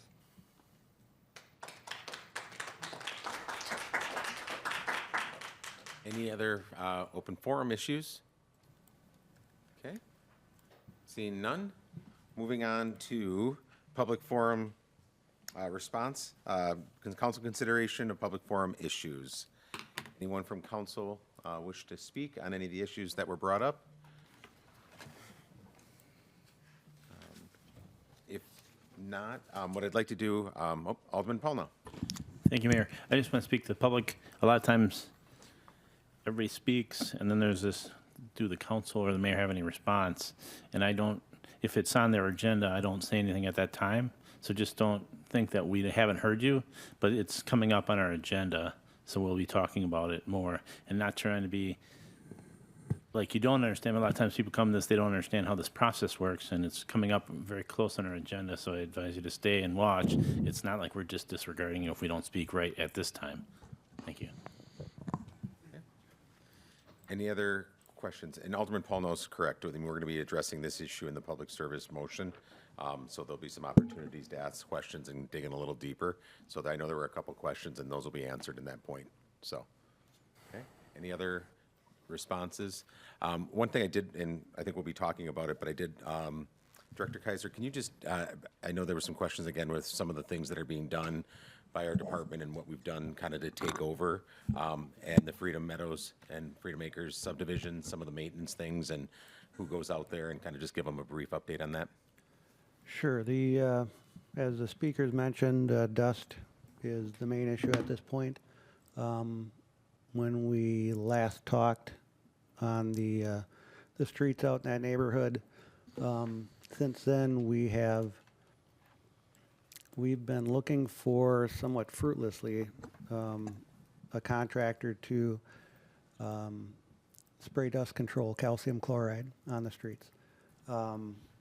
We've run into a number of dead ends on that, but got a lead on Monday for a contractor who's willing to provide us with a quote to do that work. Parallel to that, we were looking at our equipment and how we would need to modify our equipment and source material to do it ourselves. So we have that information now, but my preference would be to contract the work. So I'm waiting on that quote. Hopefully by the end of the week we have it. If we don't, then we will purchase what we need in order to do it ourselves and put that on a regular schedule. Okay. And we have people out there several times a week checking in on things and. Yeah, I have just with the normal course of work, setting grades and whatnot, I have at least one person out there probably daily. Okay. Also, I've reached out from emails that have come in about the speed and extra patrols, speed signs, replacing signs. So we're hearing those comments and we're working on it. I wish I could snap my fingers and have it done, but I know that the calcium chloride issue is the biggest issue, and we're trying to make sure that helps for quite a while. The other thing we're running into is people that are having yard, landscaping and things doing. They're dumping dirt and gravel on that road, which is not supposed to happen. And so if you are having, and we're trying to tell people, and if you are having landscaping or putting grass in, conveying to your contractors that that road isn't a place to place those dirt and those types of things, because it serves as more dust and issues that are coming in. So it is an issue we've been dealing with for several months now, and we continue to. So it's not being pushed by the wayside. We're working on those things for you. So, okay. Any other comments from staff or from council? All right. Seeing none, we're going to be moving on to unfinished business. A is discussion possible action of staff recommendation to include the roads of Freedom Meadows and Freedom Acres subdivision in the 2028 capital improvement plan in response to P2026-1 and P2026-2 petitions. I would entertain a motion or a comment. Alderman Paul now. Yeah, comment. I know we had a committee of the whole, and there was not a lot of appetite to discuss process. I won't go into that much, but I found it disappointing. My question being in regard to the dirt, because that's been an ongoing struggle for at least a year and a half from emails we've received. Director Kaiser, we're, in the agreement it says place calcium chloride that control treatment on the streets semi-annually. Do you believe that, is there any do you think the developer has done that ever? It seems like it's a challenging enigma for the city staff, because you got to find contractors will do it. So has that ever been done? My bet would be no. Yeah. Okay, because that requirement is in every single phase agreement. And if that is the case, that means since 2021, they haven't been compliant with their developer agreement. So it's just an aside to show you that agreements matter and a process is important. And a big reason why we're here is because these agreements weren't enforced. So I just want to reiterate that.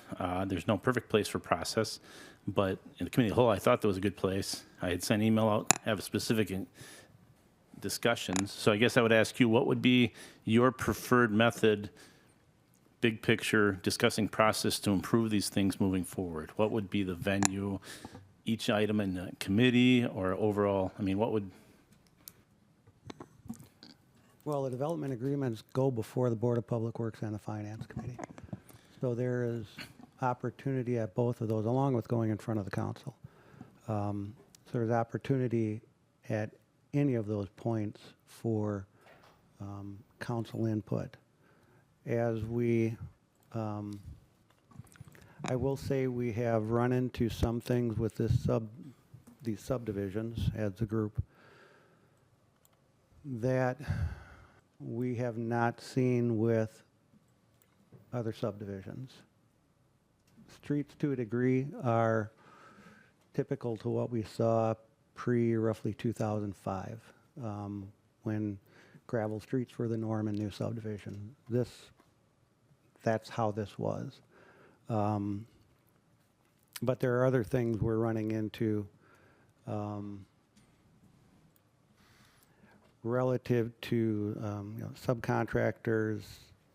We've talked about material placement, a number of things that we've had to stay on top of more so with what's going on out here than we've had to in the past. And so there are some things that way that I think in the future we'll want to address in development agreements. And Deputy Director Schmidt and I have talked about some of those. But I want to, before we go any further, because we want to make sure we're sticking to the discussion of the recommendation about the permanent roads to the capital CIP. So if there's not a motion on that, we will, Alderman Paul, and just I can aside there that conversation has been happening with Director Kaiser and myself back and forth about making sure some of the processes that we're encountering here are being addressed and looked to. So it's not something that's, when you address the processes, but I just want to make sure that we're on the agenda item here. If there is no motion, then we will move on to the next one. Well, if you read it says discussion, possible action on staff recommendations to include the roads, and it had both petitions mentioned. Yeah, and it's so I guess that I was just asking about the process because I let that go. I wanted to actually, if there was a conversation, if there was something that we could have a discussion on that's on the floor, and at that conversation you just had would probably be able to allow it to roll into that. So you need a motion before you discuss. Is that what you mean? Yeah, if they're based on here, the unfinished business, the conversation that was before, before council was the petitions that stated that they wanted permanent roads or a 2.5-inch temporary road. So in order for us to have some direction as to where these things discuss, I would entertain a motion if there was one way or the other. Okay, I'll make a motion to recommend, to recommend putting the CAP. Is that what? Recommend putting the CAP temporary roads by 2027 with a 50-50 cost share by the city of Neenah and the residents of Freemakers. Okay, there's been a motion. Second. And there's a second to place temporary roads in the CIP for 2020. Basically it would be by the spring of 2027 per what the petition had requested. Because I was trying to stay on point. Yep, I'm trying to be consistent. That makes sense. You had mentioned we should do something that matches the petitions. I was trying to recall. All right, there's been a motion and a second to add temporary roads to the Freedom Acres subdivision. If I could just, I feel this is, it's not a perfect solution, I understand. And I know some people had, because I weighed it both ways, you know, the viability of what we can do, and then also, like I said before, I said in the committee of the whole, my concern as alderman with 50,000-foot view is how it impacts our CIP. And that's important to me because 2028 had a lot of projects in my former district where I represented District 1, so I hold that kind of close to my heart as well, that those projects aren't pushed back without a proper path. And I know it's not exact science. I know CIP is always a moving document, but 2027 and 2028, typically 2 years out in a CIP is more hardened than a lot of projects, typically on outlying years. So I think this, having the 2-inch mat, and like I said, a 50-50 share, we've done that in the past. In 2023, that was done with a lack of escrow amount, but that was also beneficial to the developer, and it was also beneficial to the residents. This way, we'd have it done quickly. It's an 8 to 10 year solution, and I believe it's pragmatic for the CAP, for the citizens to get it done sooner, for a solution by the spring of 2027, and that's why I support this. Thank you. Council President Steiner. So I'm very much in favor of taking action this evening, just to show the council's commitment to fixing this. I'm much more in favor of the 2028 permanent solution myself. I think that aligns with how we do capital budgeting across the board. I think the 50-50 is not a precedent road that we want to go down. I understand politically that might be appealing in many elements, but I think it would also cause longer-term issues in terms of consistency across the board. So I won't be voting in favor of this. However, if nobody else does, I will be making a motion, if it does not pass, towards the 2028 solution. Thank you. Alderman Weber. Thank you, Mayor. I seconded because I know we need to have a motion and a second in order to discuss. If I understand the process correctly, we are putting these things on the CIP for a future discussion. Is that not correct? Essentially, yes. Yes. It's a plan. So it's a plan that we're going to talk through.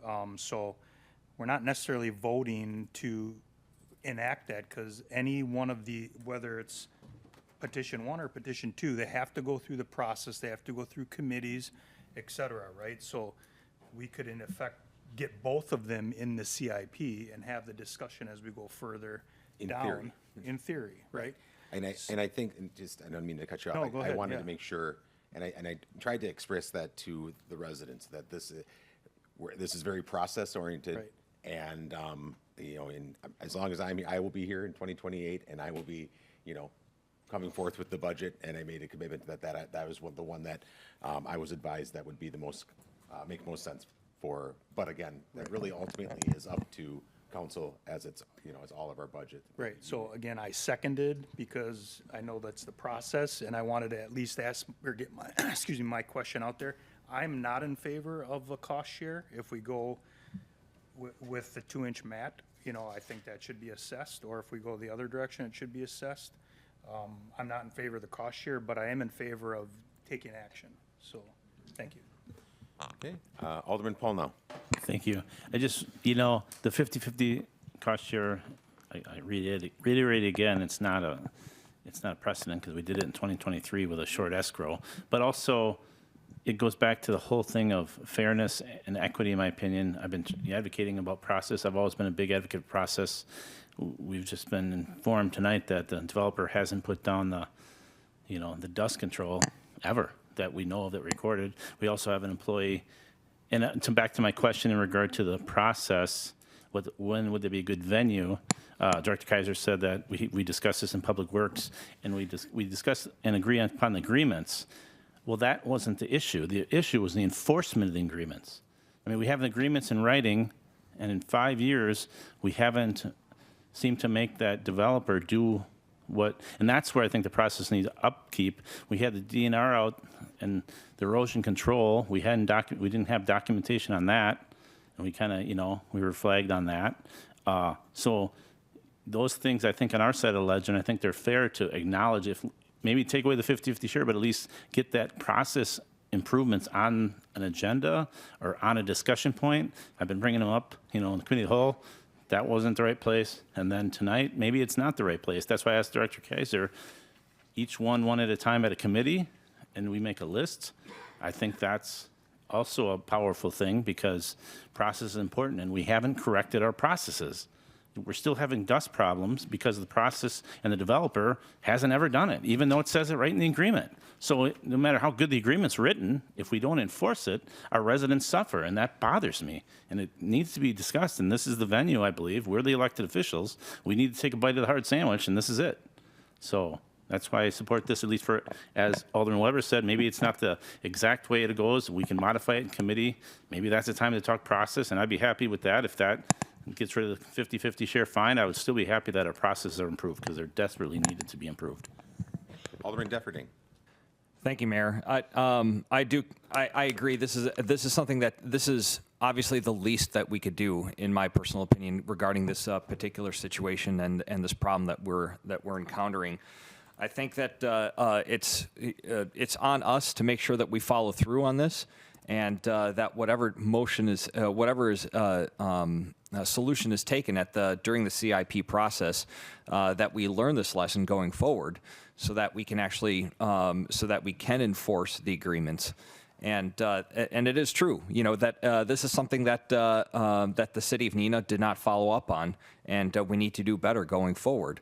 I do certainly have issues in regards to how much cost is going to happen if we decide to do final construction, because that could indeed have reverberations on other streets.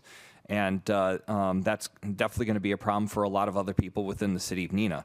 So that's something that we'll probably discuss in the CIP process. But putting this in the CIP is the very least that we can do. Thank you. Alderman Erickson. Thank you, Mayor. I have a question for Director Kaiser.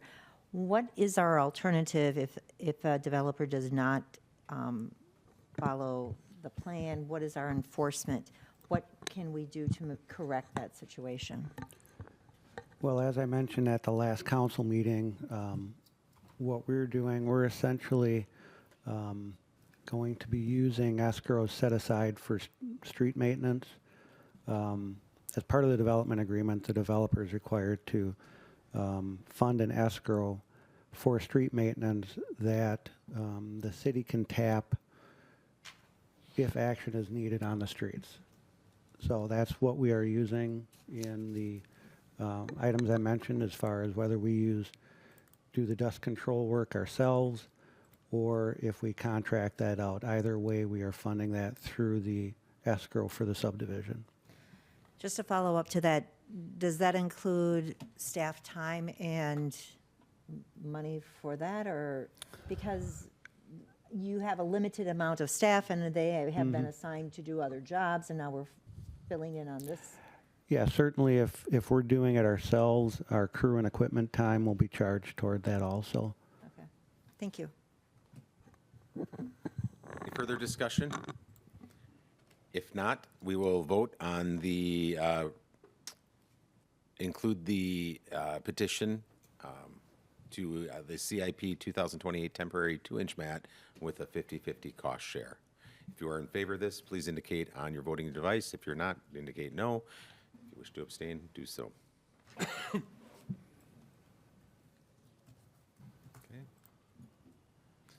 Okay. It is a, wow. That's right. I'm used to having, it's nice to have Mark on here. I didn't, I was like, there we go. All right. So the motion fails. All right. And still on this now, if there's any other motions that wish to be made on this at this point, we can do so. If not, that motion fails and no action is taken. Alderman Steiner, or President Steiner. I'd like to put forward a motion to include a permanent road solution in the 2028 CIP. Okay. There's been a motion to put a permanent road solution into the 2028 CIP, and there's a motion by Council President Steiner and a second by Alderman Ellis. Okay, we're gonna have a second here to do so as Clerk Nagel.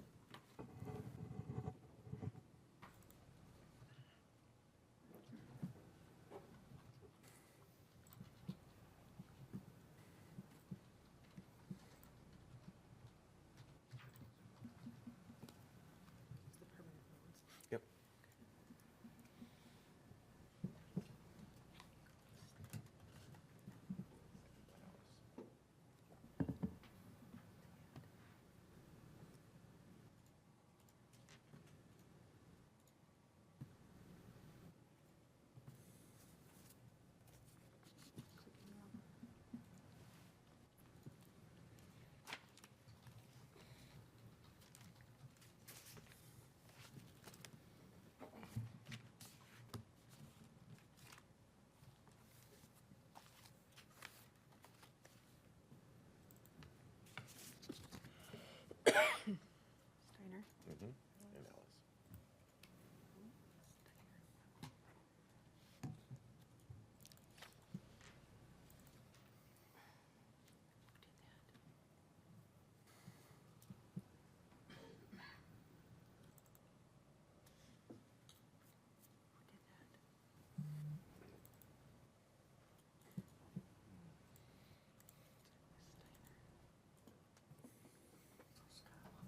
Alice.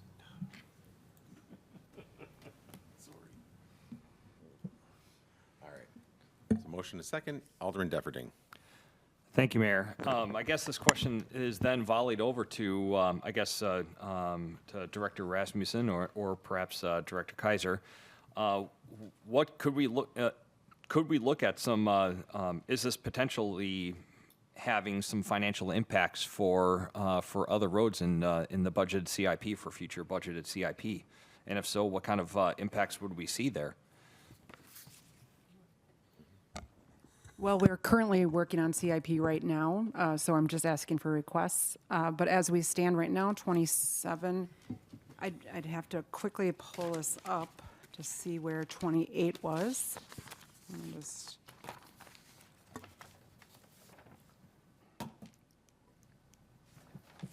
I know we are very close to 20 million in our CIP. I don't have it up yet.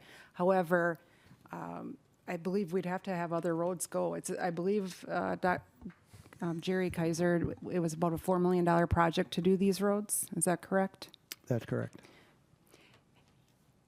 And so your plan for 28, if we had to put those in, would have been to move back some projects, correct? Yeah, as I mentioned at the last council meeting discussion on this, whichever year we put this subdivision project into, whether it's 28, 30, 35, it's going to be a substantial project for that year. So streets will get moved one way or the other no matter where we slot this. So in that respect,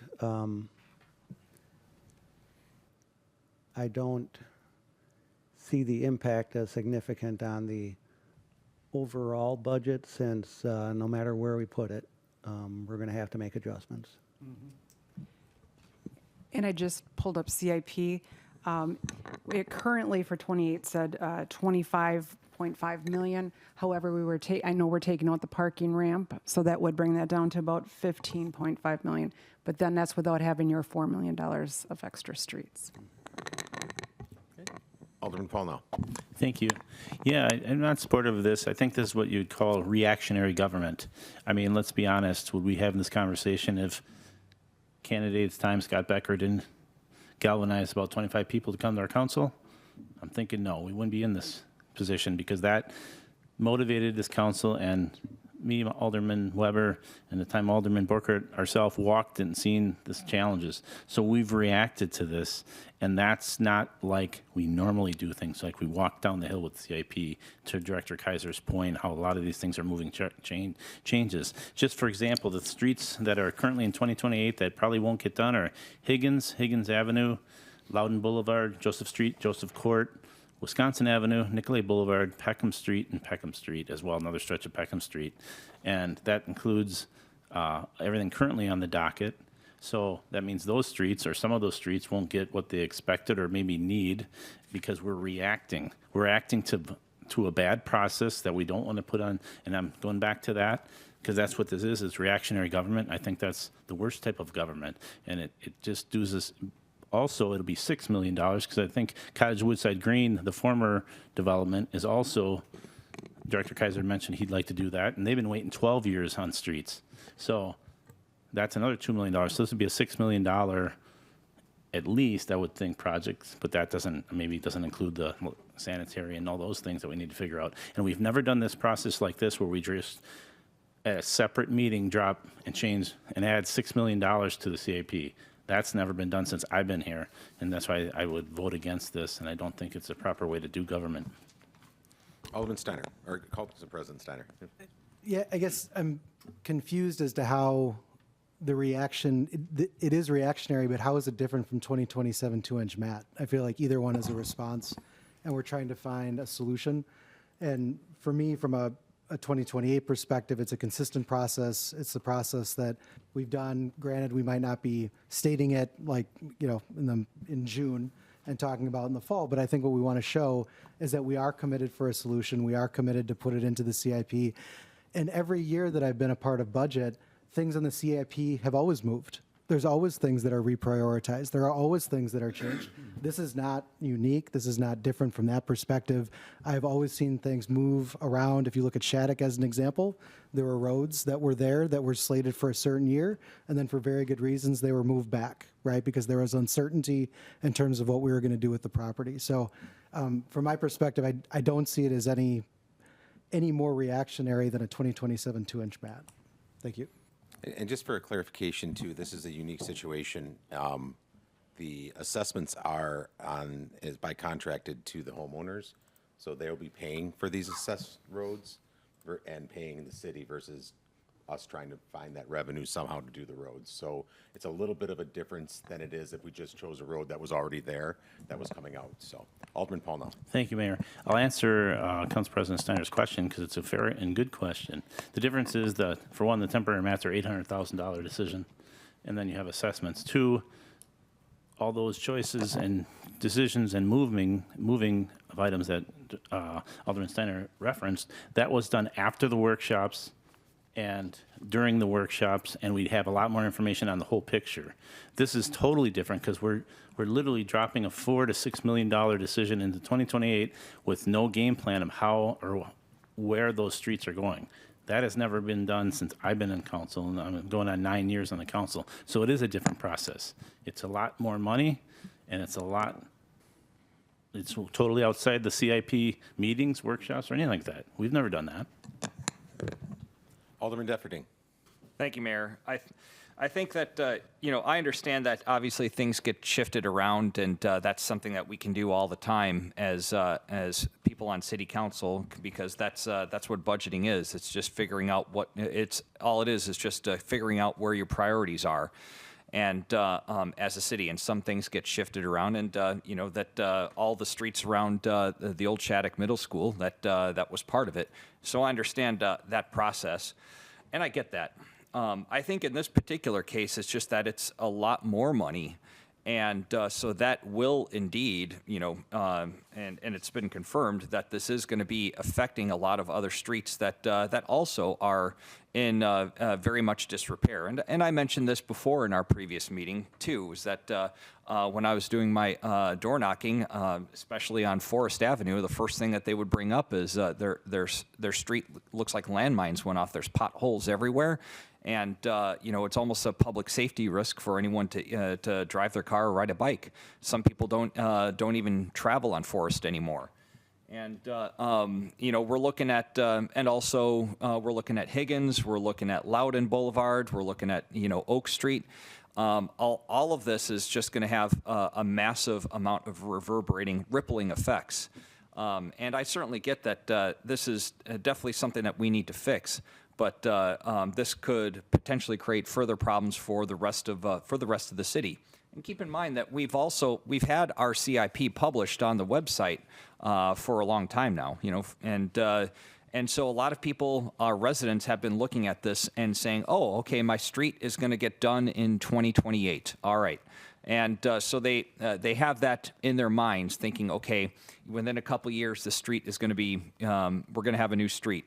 And then they come to find out that it may not be until 2030 or 2031 or even 2032. So that's where, it seems to me that that two wrongs don't make a right here. So I think this is just because of the financial impacts of this is going to create other problems around the city too. And that's going to create some, and I said this before, this is going to create some spiteful sentiments too.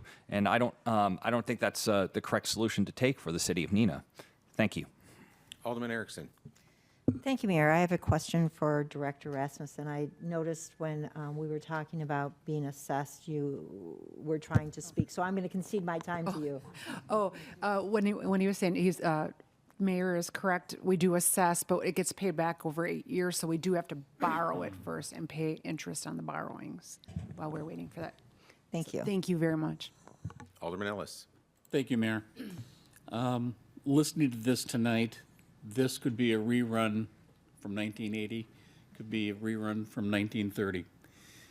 At the end of the day, if you want to float this up, since 1970, the city has virtually doubled it into its size. We have 130 miles of road. We have 140 miles of sidewalk.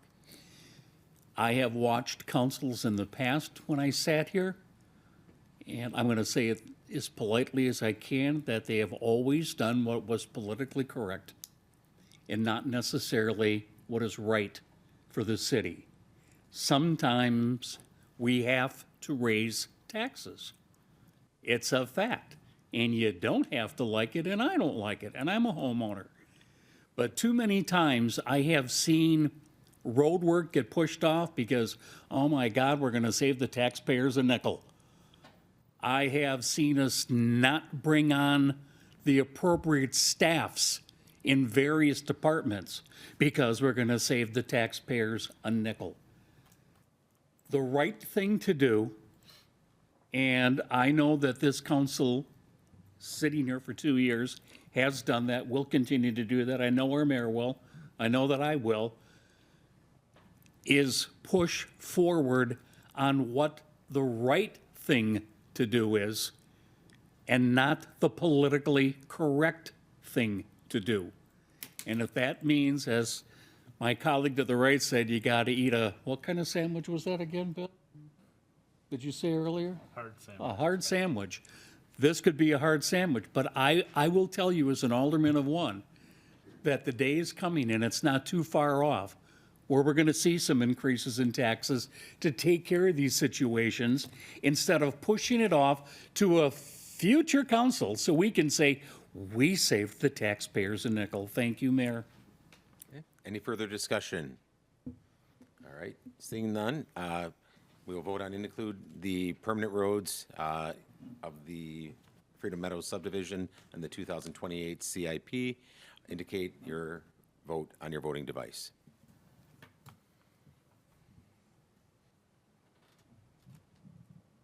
Okay. Vote passes 6-3. Thank you. Okay. All right. And again, I want to reiterate, I wish I could be more permanent. It's a plan, you know, and then we'll have to have this issue again, but that's the issue that we've kind of discussed on and where we're putting it today. All right, moving on to something less controversial. Sorry, did I say that? All right, here we go. Discussion of possible action to enact ordinance 202607, regulating e-bikes and e-scooters and mandating helmet wear by those users under section 16 as amended by the city attorney. I would entertain a motion of some sort so we I can have would the so conversation. move, Mayor, Okay, just as it was directly outlined, and then we can have our discussion. okay. I'll second. All right, there's a motion by Alderman Ellis and a second by Alderman Weber to enact the ordinance. And if I may continue my conversation then, Mayor. You may do so, yes. Thank you. And again, we've heard a lot of things tonight. And I will tell you that the process, as it was brought to our attention tonight, you know, why hasn't the public been brought out before? To sound redundant from a couple of weeks ago, because the last thing that anybody wanted to do, which includes our city attorney, which includes our police chief, and the city attorneys and the police chiefs of the adjacent communities that have studied this from a standpoint of not being political, but as I said just moments ago, what's doing right. This is not a perfect document. For anyone to think that it is a fool. This is a learning document to grow. These are new instruments that are on the street, and we're not sure where it is going to go. But there needs to be a base foundation that our police departments within the communities can use as the guidepost to start to build what is the right thing to say. Do it here, don't do it there. I will tell you, we're not banning anything. So where that came from is just ludicrous.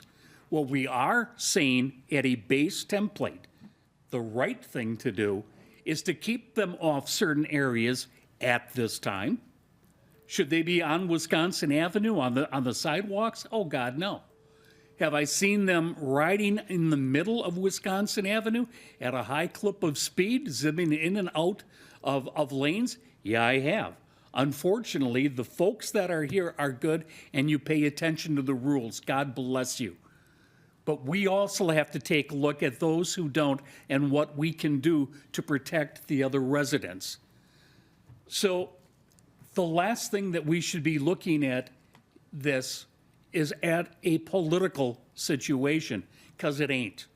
What this is a way to protect people. I guarantee no matter what we pass, and it was said a couple of weeks ago, if we open this up to the world, everybody's going to have an opinion. Nothing's going to be getting done. And when some kid gets killed, then we're going to get blamed. I guarantee you we're going to get blamed because we didn't do anything. I would rather side, and if I sound like I'm getting a little boisterous, I am, because I've looked at this issue up, down, and sideways, and I am not going to vote not to have an ordinance that could potentially save a life based on the foundation of our city attorneys, of our police departments who have studied this into detail, and to keep it a non-political. So if you don't like it, you always know who to vote against and put my name on your ballot, because I endorse this and our police department and our city attorney 100%. Thank you, Mayor. Alderman Depperding. Thank you, Mayor. It's become abundantly clear that the public still needs to provide better input with us, and we need to hear them better. We need to listen better. And this is something that I think we have to keep in mind, that e-bikes very much are going to be, transportation for the future, and they're providing a very valid and feasible alternative for mobility for those that are handicapped and elderly, and so we want to make sure that those people are not getting the buck end of this ordinance. And I know that right now the city of Menasha is still in the process of discussion of doing this. So in this case, I don't share the opinion of Alderman Ellis. I don't think that we should pass it now and then fix it later. I think we should wait until there's a consensus with our neighboring municipalities at the very least before we actually pass this and put it into law. So with that, I'm going to make a motion to table this to the June 23rd Public Services and Safety meeting with the hopes that we create a task force at that Public Services and Safety meeting so that we can get more input from the public. There's been a motion to table. Is there a second? Point of order. I don't know if you can refer something committee, but I'd ask Attorney Rashid. I don't think you can table something to a committee. I agree with that. Okay. We can table it, and then you can decide if it is tabled, what to do with it next. But Yeah, so it would have to be a motion to a and committee. of course, if the tabling doesn't receive a second, then it dies, and we go back to the original motion. Okay, thank you. And a motion to table this resolution. Is there a second? Seeing none, the motion dies. Back to the original motion. Back to the original speakers. Alderman Paul now. I think you were up next. Yes, thank you. Oh, did I skip you? Oh, I think it was Alderman Steiner, actually. It was. Council President Steiner. I'm sorry. I didn't have my eyes on here. Oh, good. Thank you. So I think we've heard a lot of important commentary from, and I've received emails as well, individuals that are concerned in regards to their ability to ride their e-bikes, and then also individuals that are very concerned about their safety, right, and the safety of the community. I know, talking with Chief Olson and City Attorney Rashid, a lot of thought has gone into this. And I do want to highlight something, because I know there's the commentary, and I get it. People aren't following the agendas for the city. I don't blame you. Didn't follow them until I became an alderperson. But, you know, when this was first brought up, it was actually back in April, it was brought up to Public Services. And because of the concerns that were raised at that time, it was actually tabled. Okay, so at that moment, there was a recognition that, hey, there's opportunities to edit this, adjust it, we hear you, let's make some changes to that. It was then updated. It was then brought up at the May 12th Public Services Committee meeting, discussed, and then it was passed to be discussed at the council level. Then May 20th, at the council meeting, it was actually postponed because of feedback and input from the community, and there was an interest in making sure we get it as right as possible, balancing the safety of the community also with making sure that people are not unnecessarily restricted with their mode of transportation. Okay, then updates were made in regards to that. We were privy to that. Attorney Rashid sent several emails documenting several updates, and then now we are here today to discuss it. So I only raise that because I completely understand and I get it. If you say this is rushed through, I just read it in the newspaper last week. But the reality is that it has gone through several iterations. From my perspective, you know, I've also heard feedback from Chief Olson. They do not have the interest nor the capacity or the resources to be running around just mindlessly ticketing people across the board. The idea here is the most egregious, clearly unsafe individuals that are out being reckless that we've all seen, that we're all concerned about. It provides the city with the tool in order to hold people accountable for that negative behavior. I don't want to speak for Chief Olson, but having spoken with him, the police are not going to be going out for law-abiding citizens like the individuals that care for our city that came here tonight to speak. They're not going to be going out trying to restrict people from that. The idea is just to make sure that we're balancing safety and then also ensuring that individuals who enjoy riding their e-bike safely are allowed to do so. So I'm going to be supporting this, and thank you very much. Alderman Paul. Thank you, Mayor. First, I want to say that, in my opinion, I love it when the community comes out and educates me on something. So you want to email me, call me, send me a carrier pigeon on anything, no matter how passionate or how fired up you are, I welcome it. I don't look at anybody as like having some agenda or political notion. You all seem like average people just like me trying to get your voice out and try to understand how this process works. And with that being said, I was supportive of this originally in regard to the fact that 3 communities came together, and I thought that was good to be collaborative at least with the legal and the police professionals. Because in my experience, we usually don't do that. We kind of go through things and we scale things to what's focused to our residents, and a lot of times we don't collaborate together. So with that being happening, and that's my one caveat that my concern is, with Menasha not having crossed the T's and dotted the I's as I understand it, and I don't know where Fox Crossing is. My question, I guess, would be either Chief Olson, if you could weigh in, or Attorney Rashid. How close? We've made some tweaks. Has Menasha solidified and passed their ordinance, and has Fox Crossing solidified and passed their ordinance?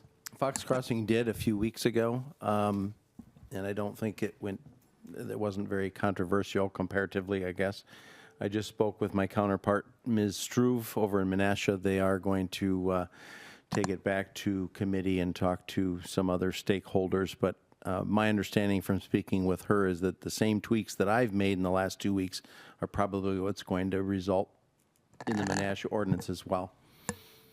Okay, so we have a confidence that it will be, relatively speaking, the same ordinance for all 3 communities? Correct. Okay, thank you. Any further discussion? Seeing none, Chief Olson.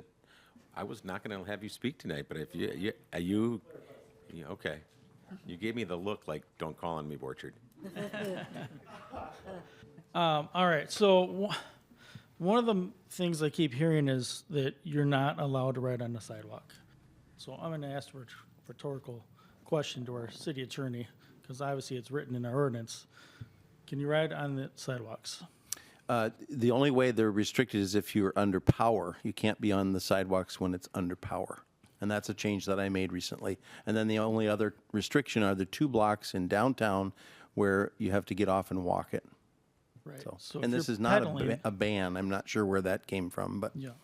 Yeah, the word ban keeps coming up, which is not a ban. If you're pedaling, you're okay. I think some people under 2D are not seeing the words unit in operation, and then down in F, where it talks about what bicycle ways are, where it says permitted on any ways. So I don't think people are seeing these. Maybe we're too, I don't know, lawyerly, police talk. I don't know. It seems pretty simple to me, but laws can be like that. so there's a lot of misunderstanding here, and I just want to get that out there that as long as you're underway using your pedals, you're okay. As long as you're not in the 100 block or 200 block of West Wisconsin. And I can't remember, there was a few other things said that I should have written down to clarify, but a lot of it's just misunderstanding of the ordinance. The gentleman's question back there, Eric, right? Yeah. Yep. I asked in reference to being on the street with an e-bike, utilizing it to its fullest capabilities on the street. You can be on that, yes, you can be on the street with an e-bike, as long as it's not an e-motorcycle. Right. Okay. Except for those 2 blocks in downtown where you have to get off and walk it. Yes. No. No, the e-bike, you can be downtown. On the road, you can be downtown, you just can't be on the sidewalk. On the road, on the street, just not the sidewalk. See, this is the lack of clarity that a lot of us are feeling. So if you're on any street, you can be on an e-bike. There we go. You just cannot be on the sidewalk. On downtown, 100 block or 200 block, you can be on a sidewalk as long as you're pedaling. You can be on the sidewalk, which is outlined in the ordinance. Right. Okay. Alderman Defferding. Thank you, Mayor. I know that in this proposed ordinance, we have in section L, in regards to special events regulations about like, where it's determined where e-bikes can and can't be used for special events. And I did bring this up with Rashid in regards to signage outside of just simply special events. And from what I understood, you said that we have a traffic engineer that would determine like where beyond special events, where if the city decides to say no e-bikes on a certain section of either sidewalk or street, that the traffic engineer would be the person that would make that decision. Is that correct? That is correct. Okay, so the thing of it is, though, is we don't have a traffic engineer. We haven't had a traffic engineer for like the last year and a half. So, do we have anything in currently in our laws, in our governing body, to provide an alternative to make those decisions? The traffic engineer is sitting 2 places to my left. He fills that role when we don't have a traffic engineer. And he was once a traffic engineer before he ascended to the throne of directorship. So is that just an arbitrary decision, or does that need to be ratified by council? I wouldn't assume that any decision that he would make would be arbitrary or that of the traffic engineer. If there were a permanent traffic map change, which I indicated to you in my email, that would have to come before the Common Council. Both of those things are prescribed already in our ordinance. Okay. Well, I think it's important to provide that clarity, though, because, I mean, it's just, I mean, we owe it to our residents to know that what the process is for that, just in case that ever does come up with the city of Neenah. So that's why I wanted to bring that up. So thank you. Any further discussion? Unfortunately not. Nope. Nope. I'm sorry, but unfortunately, we're not going to be able to have the dialogue open. That was the kind of time, so, sorry. That's just not the time and the place in the order of a meeting like this. Sorry. If you'd like to speak about it afterwards, I'm sure myself or... All right. Alderman Defferding. One more. Thank you, Mayor. I did propose putting in language that was very similar to what Kaukauna did for their e-bike ordinance in regards to if an e-bike is powered, is modified to go beyond 28 miles an hour and has over 750 watts of power, it is then classified as an e-motorcycle, and therefore it goes through the regular license and registration process through state. And is, from your opinion, if we were to put that in this current ordinance, that would be redundant? I guess that question would be to Attorney Rashid. Yes, redundant and confusing, and here's why. Because the way we have classified those in B2, 1, 2, and 3, those are the only devices that we, aside from the scooters, that we regulate, and by definition, they can't go that fast. As I mentioned to you, when a device goes faster than that, our police department already treats it as an e-motorcycle, which is already addressed under state statutes. I've prosecuted a case just in the last 2 months where those very facts occurred. I don't know if it was a modified e-bike or just an e-motorcycle, but because the officer determined that it was going a certain amount of speed by radar, consulted with me, and I said, yeah, treat it like an e-motorcycle. So we're not trying to regulate something that's already regulated by the state statute. We're only trying to regulate the e-bikes. Okay. Again, thank you. I appreciate that because, again, I wanted to provide some clarity to the people of Neenah. Okay. All right. Any further discussion from council? Seeing none, please indicate your vote on your voting device.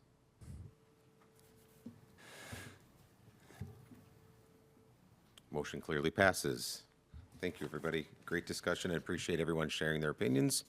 As we move on to the consent agenda, any objection to unanimous consent to the receive and place on file of special fund permits through August 1st, 2026? Seeing none, thank you very much.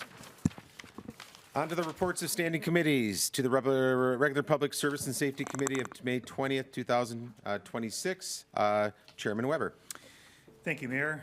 Reporting out on the Public Services and Safety Committee meeting from May 20th, 2026. Minutes can be found on the city website. I have 3 items.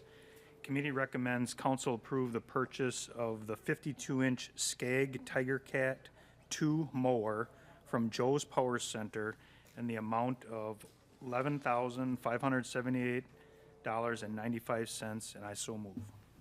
There's been a motion and the seconded by Alderman Paulnow. Any discussion? Really? Nothing on this one? All right. Please indicate on your voting devices.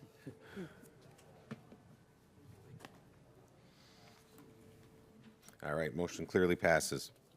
Okay, item number 2. Committee recommends the Common Council approve Exhibit A, 2026 to 2027 liquor license renewal applications, and I so move.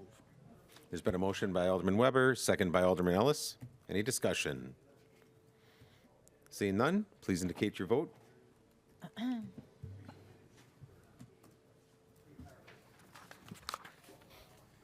Okay, motion passes with 1 abstention. All right, next item up for. All right, item number 3. Committee recommends council approve ordinance 2026-10 solid waste collection and disposal, and I so move. Motion by Alderman Weber, seconded by Alderman Newman. Congratulations, you're on the board. All right. First day of school. There we go. Wonderful. Alderman Paulnow. Thank you, Mayor. I voted against this in committee and plan to again tonight based on the fact that DNR had wrote their sample ordinance for this with verbiage that I find personally ridiculous, that mandates that that a landlord has to send 2 communications a year to their tenants in regard to how they do garbage and how they do their recycling. I think we have a annual recycling guide, and if I started sending these letters out to my tenants, they think I'd lost my mind. So I'll be voting against it because of that. All right. Any further discussion? Seeing none, please indicate your vote.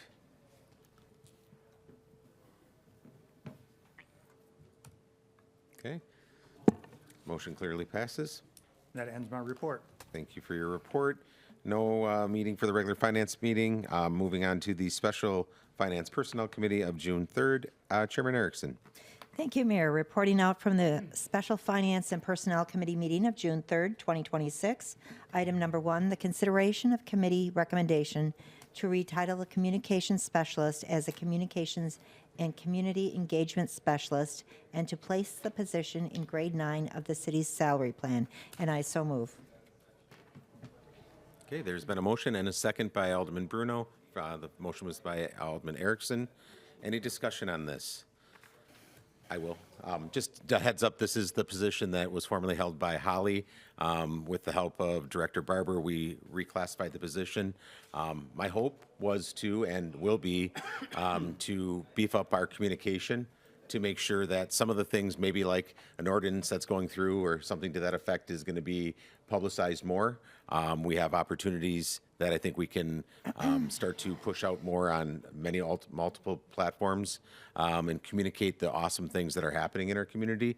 I think what I've seen and noticed that a lot of the questions and things come flying in can be tackled with some preemptive discussions or preemptive posts or information to community members about what's going on and how things are done. So I'm excited for this position to see what's happening, and we'll obviously be integrating council with this as well, and hopefully have some exciting things looking forward to it. So any other further discussion? Seeing none, please indicate your vote. Okay. Thank you very much. Clearly passes. And that concludes my report. Thank you for your report. Moving on to the Neenah National Fire and Rescue Joint Personnel Committee of May 5th. Chairman Paul Now. Thank you, Mayor. Reading out from the Neenah National Fire Rescue Joint Finance Personnel Committee of May 5th, 2026. Minutes can be found on the city website. I'd make a motion, the committee recommend council receive and place on file the 2025 annual report, and I would so move. There's been a motion by Alderman Paul Now, seconded by Alderman Bruno. Any discussion? Seeing none, please indicate your vote.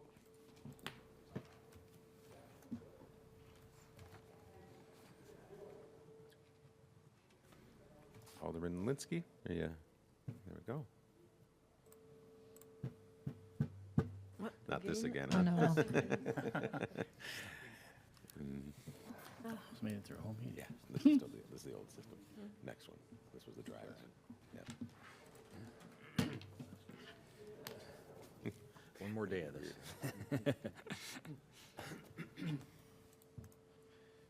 Hit the button. I'm not sleeping. That's all right.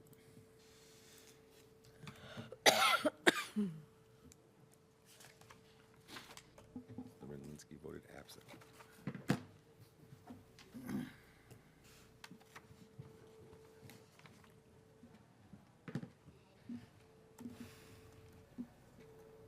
All right. Motion passes. Committee recommends both the cities of Neenah and Menasha. Common Council is authorized filing one anticipated firefighter vacancy no earlier than June 6, 2026, and I would so move. There's been a motion by Alderman Paul Now, seconded by Alderman Bruno. Any discussion? I'd just like to comment, Mayor, I think this is very good policy I've had for a while. Fire guys, they get way ahead of these vacancies, which I think is good to get as many candidate possibilities as possible. So I definitely think it's a good idea. All right. Further discussion? Seeing none, indicate your vote, please.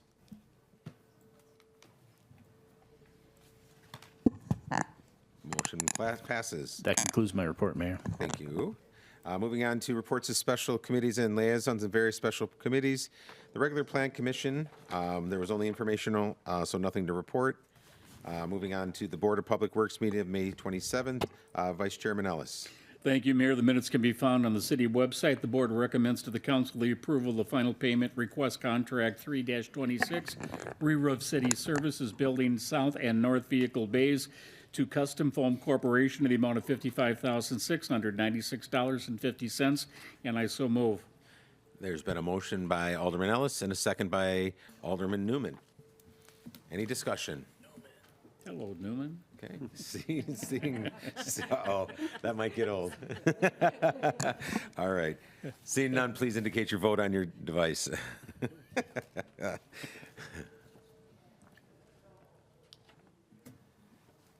says I voted.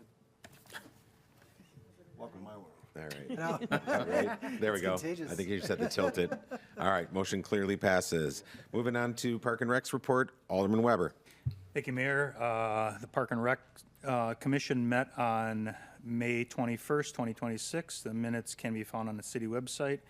Just a couple of quick shout-outs. I want to thank Frank Cuthbert and the crew that helped finish up the signs, including the mayor. He was there digging some wondering. holes, which was great, in Carpenter Preserve, so really appreciate that. And then just a reminder of the Listen to the Loop event coming up this Friday. Hopefully the weather holds out, but if you can make it, check it out. That concludes my report. Thank you for your report. Moving on to Neenah Sustainable Committee, Alderman Linsky. Thank you, Mayor. From the Sustainable Neenah Committee of meeting of May 27th, nothing to report at this time. Thank you. All right. All right, report from the Community Development Authority, Director Nyforth. We just met this past Monday, and we determined that we're going to start meeting every other month now on the first Monday, so just so we have a little bit more regular schedule. But just talked about a few projects going on and had presentations about Houses into Homes program that we have here in the city. All right, thank you for your report. Any petitions, Clerk Nagel? No petitions. Seeing none. Council directives. There was been a motion by Alderman Paulnow and seconded by Alderman Defferding to direct staff to develop a policy on rate evaluation for stormwater and sanitary sewer rates to be conducted every 3 years with committee and council for review. So at that point, do we have to re-bring that on to as a directive as the? No, if there was a motion and a second before, now you can just vote. Okay, so we can have some discussion. I want to give Alderman Paulnow, I was in that meeting and it was great. We had an opportunity with Director Rasmussen and Director Kaiser to kind of work through some things, and I appreciate when council goes through the process of doing this, because I know that staff's super open to ideas and thoughts, and in this case, this council directive worked really well, so I was appreciative of taking a look and seeing how that worked through. Thank you, Mayor. I definitely agree. I think it was a great meeting. I think this dovetails into kind of the umbrella being Director Rasmussen's debt management plan. It's all part of the ecosystem of our finances, our borrowing, our long-term vision, and our rates. So I'm definitely supportive of this. Awesome. Any further discussion on that? Seeing none, please. Oh, Alderman Steiner. Just going to say I appreciate Alderman Paulnow bringing this up. I think this is a good motion, and I'm in full support of it. Thanks. Wonderful. See, we can all get along, right? All right, any other further discussion? Wonderful. All right, please indicate your vote on this council directive. Clearly passes. Any new business or any future agenda items? Seeing none, I will entertain a motion to go into closed session. So moved. Is there a sec? Okay. The Common Council will convene in closed session pursuant to Wisconsin State Section 19.851G to confer on city attorney or render advice concerning strategies with respect to pending or impending litigation involving the city, specifically regarding Arrowhead Park and Wisconsin Development Natural Resources. And all those in favor, please indicate on your voting device.